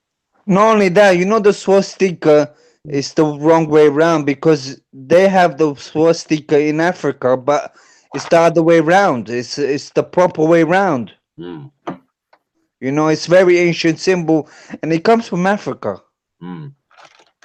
Most They have that in Ethiopia and places like that. Mm-hmm. Where Yeah. those people are part Hindu themselves and the originators of certain theologies or, you know, Hindu kind of theologies. We're not saying that we're separate from it, but we're. So do you reckon a lot of this Hindu history, they got it from Africa? Yeah. Or they've got some sort of influence from Africa? I think there were Africans who traveled out to different regions, so they would have had their story. And maybe when you go to a place and you find clay pots thousands of years existing before you got there, and you take on that Sanskrit religion, you get what I'm saying? And you call yourself Hindu Kushites or whatever after, you know what I mean? Hard to make sense of it. Because where you left from, you were doing that. And when you got there, you were doing the same thing, but it was more ancient and you could go more deeper into the story. So the traditions and some of the gods and some of the things were already present in Africa. Yes, most definitely. And even in some respects, that some of the Devis and things were African people. Maybe depicted blue or indigo or all that. Or in some cases, obviously, because some of this is ancient. Yeah, they were that color. They were blue. They were thing because they were coming from different planets, and obviously, depending on the environment of that planet, they might look a different color. Because there's an argument to say that we were green, like an olive, before we started to rust because of oxidization, and that's what you see now, rust. No, you know what I mean? Yeah, I hear you. We was green as the greenest olive. So what is that? Alien, extraterrestrial? Because we was green? Or does that mean other beings from other places and other environments can be that color too, or whatever color? You got what I'm saying? Yeah. In that environment. Doesn't mean they're not the same as us. It might mean that they were born or whatever on that planet in that environment, but came from somewhere else. Yeah, man, that's powerful. So let's do a little bit more and see what's going on. Human drones who are used to keep this hidden society functioning. A massive joint, humanoid reptiloid underground system called the New Berlin is said to lie below the mountains of Nephilim, Antarctica. It is said by some sources that this joint human alien force has spread terror through this sector of the galaxy. We was talking about Antarctica earlier. Me, I asked a question still. Remember? So, yeah. And they just mentioned what I mentioned, didn't it? Carbon land and all that. You know what I'm saying? So is this myth or is this reality? These are things that are documented. Right, I'm trying to say, you can't even say it's a myth or blah, blah, blah. No, this is real. This is why I don't want you to go to Antarctica. You know what I'm saying? Because this section is cordoned off where men are doing whatever they're doing. A better place than either pole to do whatever experiments or do secret stuff. Against the peaceful inhabitants of other worlds. The famous Debunking, who along with his wife Betty was abducted by Zeta Reticulum Greys in 1961, stated under aggressive hypnosis that he had encountered an evil-eyed German Nazi working with the Greys on board the craft. It is claimed that the original treaty with the Greys was established by the Bavarian Thule and Illuminati societies as early as 1933, and this collaboration was brought into America via the CIA, which was established with the help of American Nazi fifth column agents, as well as European Nazis who were brought into America through Project Paperclip and other operations. Antares. Alien group that was affiliated with the Montauk Project, but only as observers. They look human. Arcturians. Arcturus is one of the most advanced civilizations in our entire galaxy. Edgar Cayce. Further information here.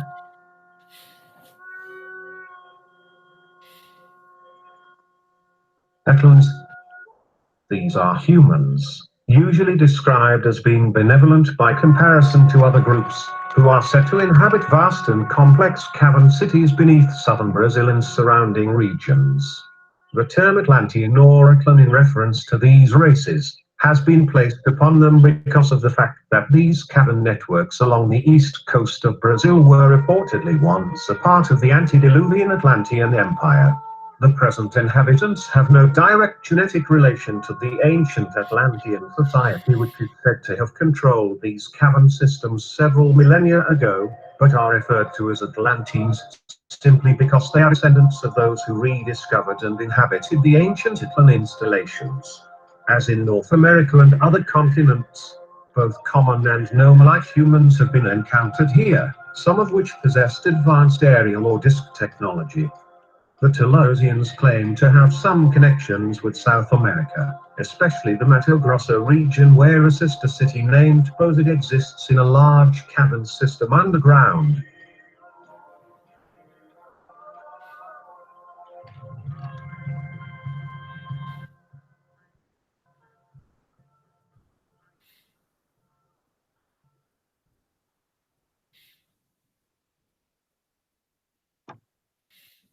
That's mad, mad crazy. Well, let me see, check the chat, see what's going on. Yeah, I was gonna say I feel like we need to go back to the ancient knowledge, you know, because I feel like that is much more reliable source than what we have in our modern days. Most definitely. You know, I mean, that is the way we can get to this knowledge and we can get to the truth, because I feel like the ancients really had a lot of knowledge that is been hidden to us in our modern days. So this is a good discussion, and we should have more of this sort of discussions, you know? Yeah. Yeah, man.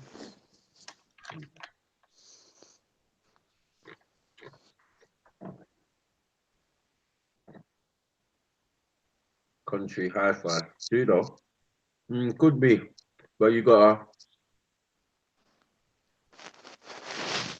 let me send that link, man. In the chat, yeah, I'll put it in the chat. Simeon.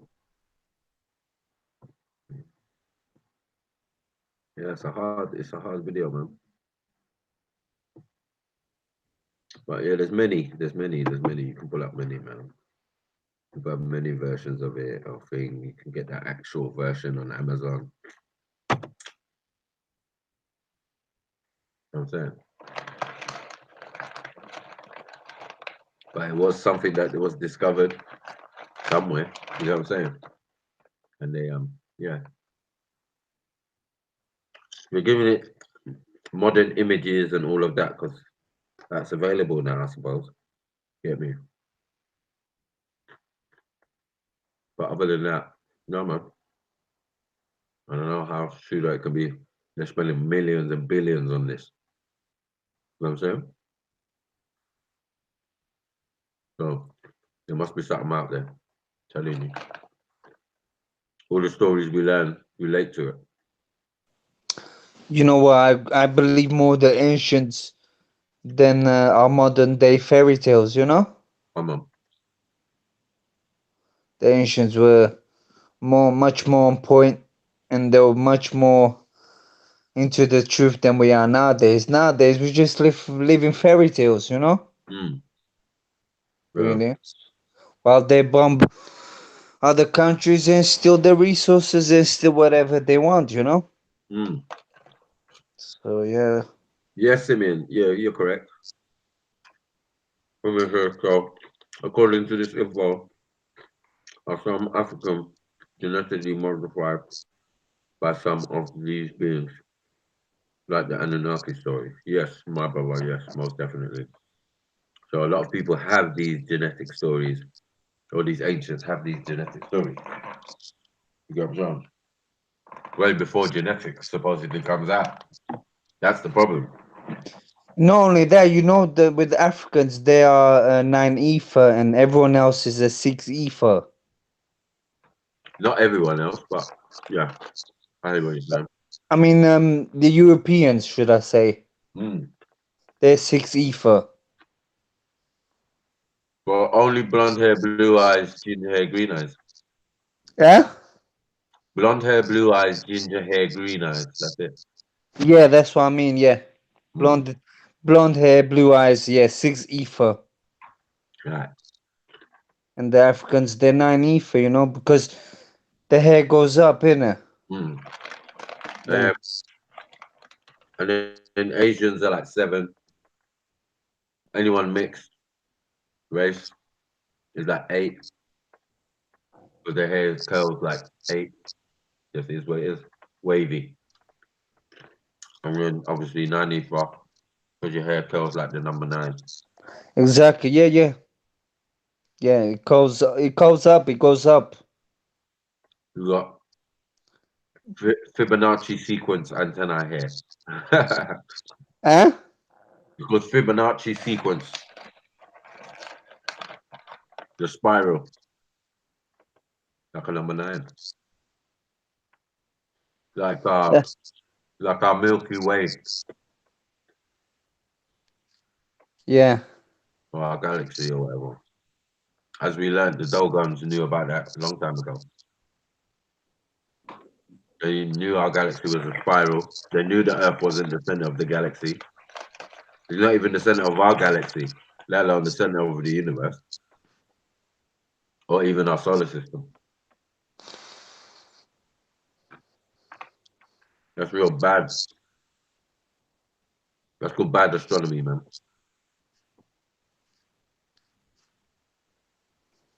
Bad astronomy.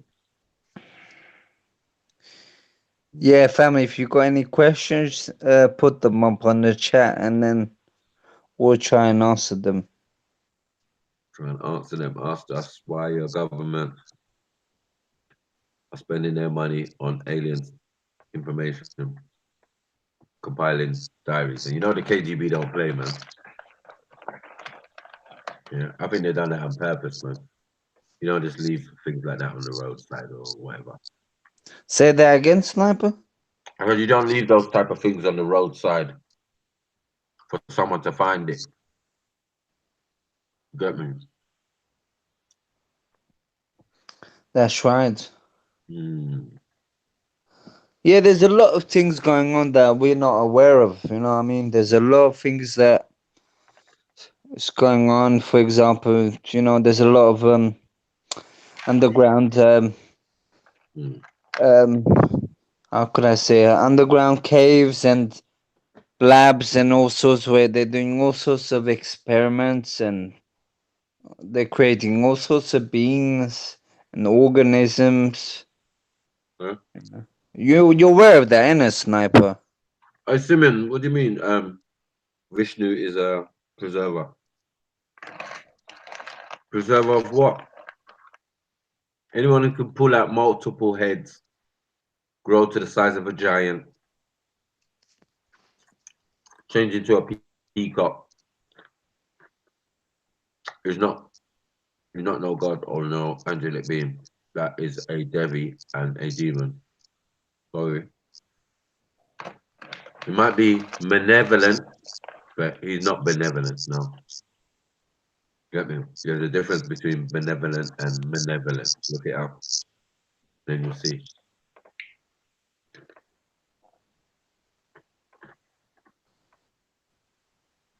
So a lot of it is still coming from the sky though. That's the problem.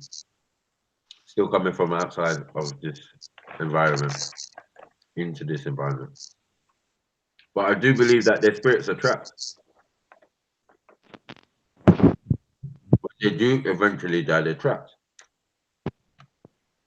Because if your thing is technology, which these Hindus were into, obviously to have Vimanas and spacecrafts and all of that, you had technology. And what do we have now? Technology. Is it working for us? Yeah, not really.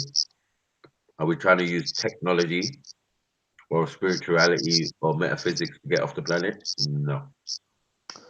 The thing is, Sniper, they're using technology. Mm. You see, with technology, you can use it for a good way Yeah. or for a bad way. And what they're doing is they're using technology Mm. in a bad way to enslave people, to control people. Right. They're not using it for a good way. No, not at all. Do you know what I mean? So that's the thing about it. Yeah, it's crazy. Technology should be used in a good way to make our lives easier, to make our lives better. Yeah. But With all this technology going on, especially in this country, it's just making things harder, making our lives harder. yeah. How'd you get to outer space?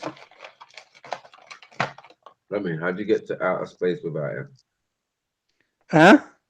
How do you get to outer space without technology? How do you do all these things with technology?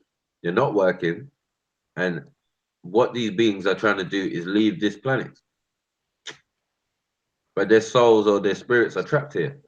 So they keep jumping back, reincarnating, no body. You know what I'm saying? Yeah. Keep coming back as Dalai Lamas and all of these type of stuff. You know what I'm saying? To try and learn what they missed, what they didn't master. Because you see, if you don't learn what you're supposed to learn, you're going to repeat it. You know what I'm saying? Plus, I was gonna say, back in the day, with the ancient ones, they could leave this planet without any sort of technology. Exactly. Without any sort of technology, like just themselves, they'll do some sort of thing. They could just disappear and go somewhere else. Turn themselves into a sham, into a ship, into pure energy. That's right. So that's my point. If our ancestors were the ones who was doing that, I'm saying from our story, they were just appearing rather than coming in spacecrafts and black and that type of thing. Also that too, but you know, it wasn't necessarily to leave the spacecraft and come here. Was easier for them in that way. You know what I'm saying? They still had to travel here through with crafts and that. They're not just floating in space. Because whatever these individuals or these beings are, they're real.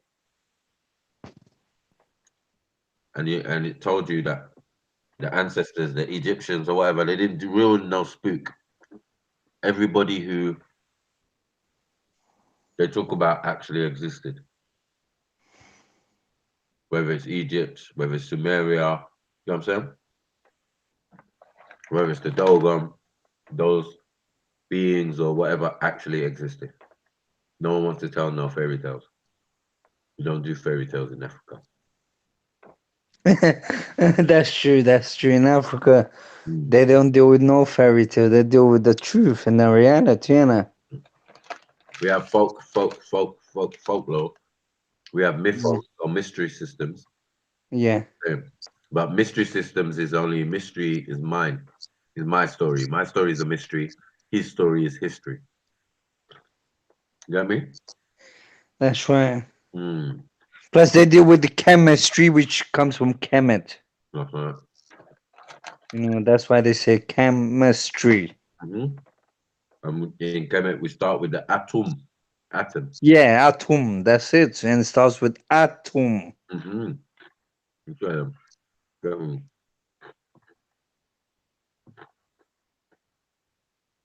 So we deal with that. So yeah, man, that was the FTK lesson for today, man. We ain't gonna go too long. I've enjoyed it. I've enjoyed these conversations now. It's been good, man. It's been interesting, and I've learned something. So that's what it's all about. Come on. Big up everyone who stay tuned. Get me. I did this for my brother Beefy. Yeah, where is Beefy? I haven't seen him in a couple of days, man. What's going on? He's working hard, man. Yeah? Yeah. Making that paper, yeah. That's good, man. Recovering from injuries and that. Okay, okay, fair enough. No, I'm joking.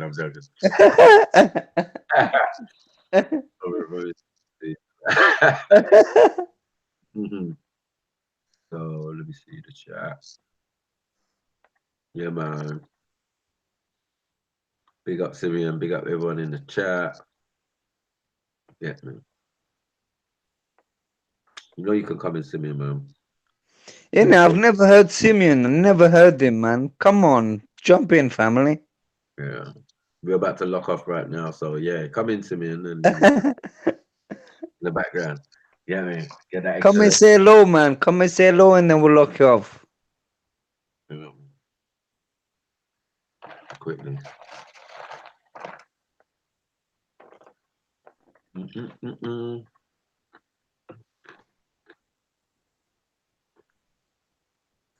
And whatever you do, family, one thing I've got to let you know. Whatever you do, do not get plastic surgery, family, please. I'm just watching this program on Channel 5. And my goodness. Man, do not get plastic surgery, family. Come on.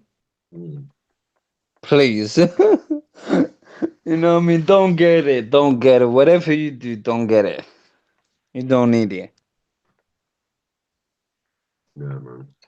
Crazy. Too many people on this fake stuff, and man, you don't want to look like a monster. I'm telling you. Okay.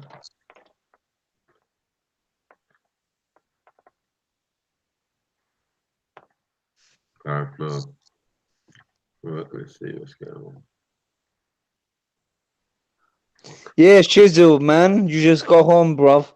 Yeah, man, we're having a fruitful discussion, and we're about to lock you off, man.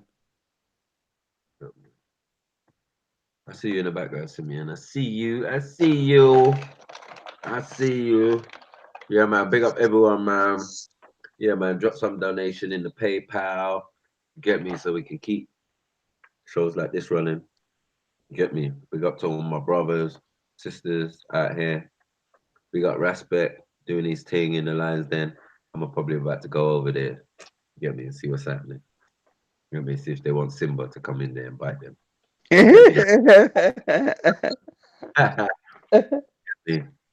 Yeah, big up Red Pill Trill. Get me the motive. You get me? We got another one coming. Don't miss out like last time. Don't miss out. Get me? You know what to do. Get your tickets. Go and get your tickets. 10th of July. Make sure the motive. Make sure you're there. Oh yeah, Motive is gonna be big event, man. Make sure you come down, family. Come on. You know, we had a one in the 10th of June, and that was so big. It was pure good vibes, and it was great music, great talent. So come down, fam. Yep. And see Hannibal dance. Yeah, man. You see me dancing, you see me stepping. Yeah, man. Come and have a good time. Give me the dance floor. Come on. Get me. But yeah, big up everyone, man. We out, man. Love, man. All right, bless, family, and we're out.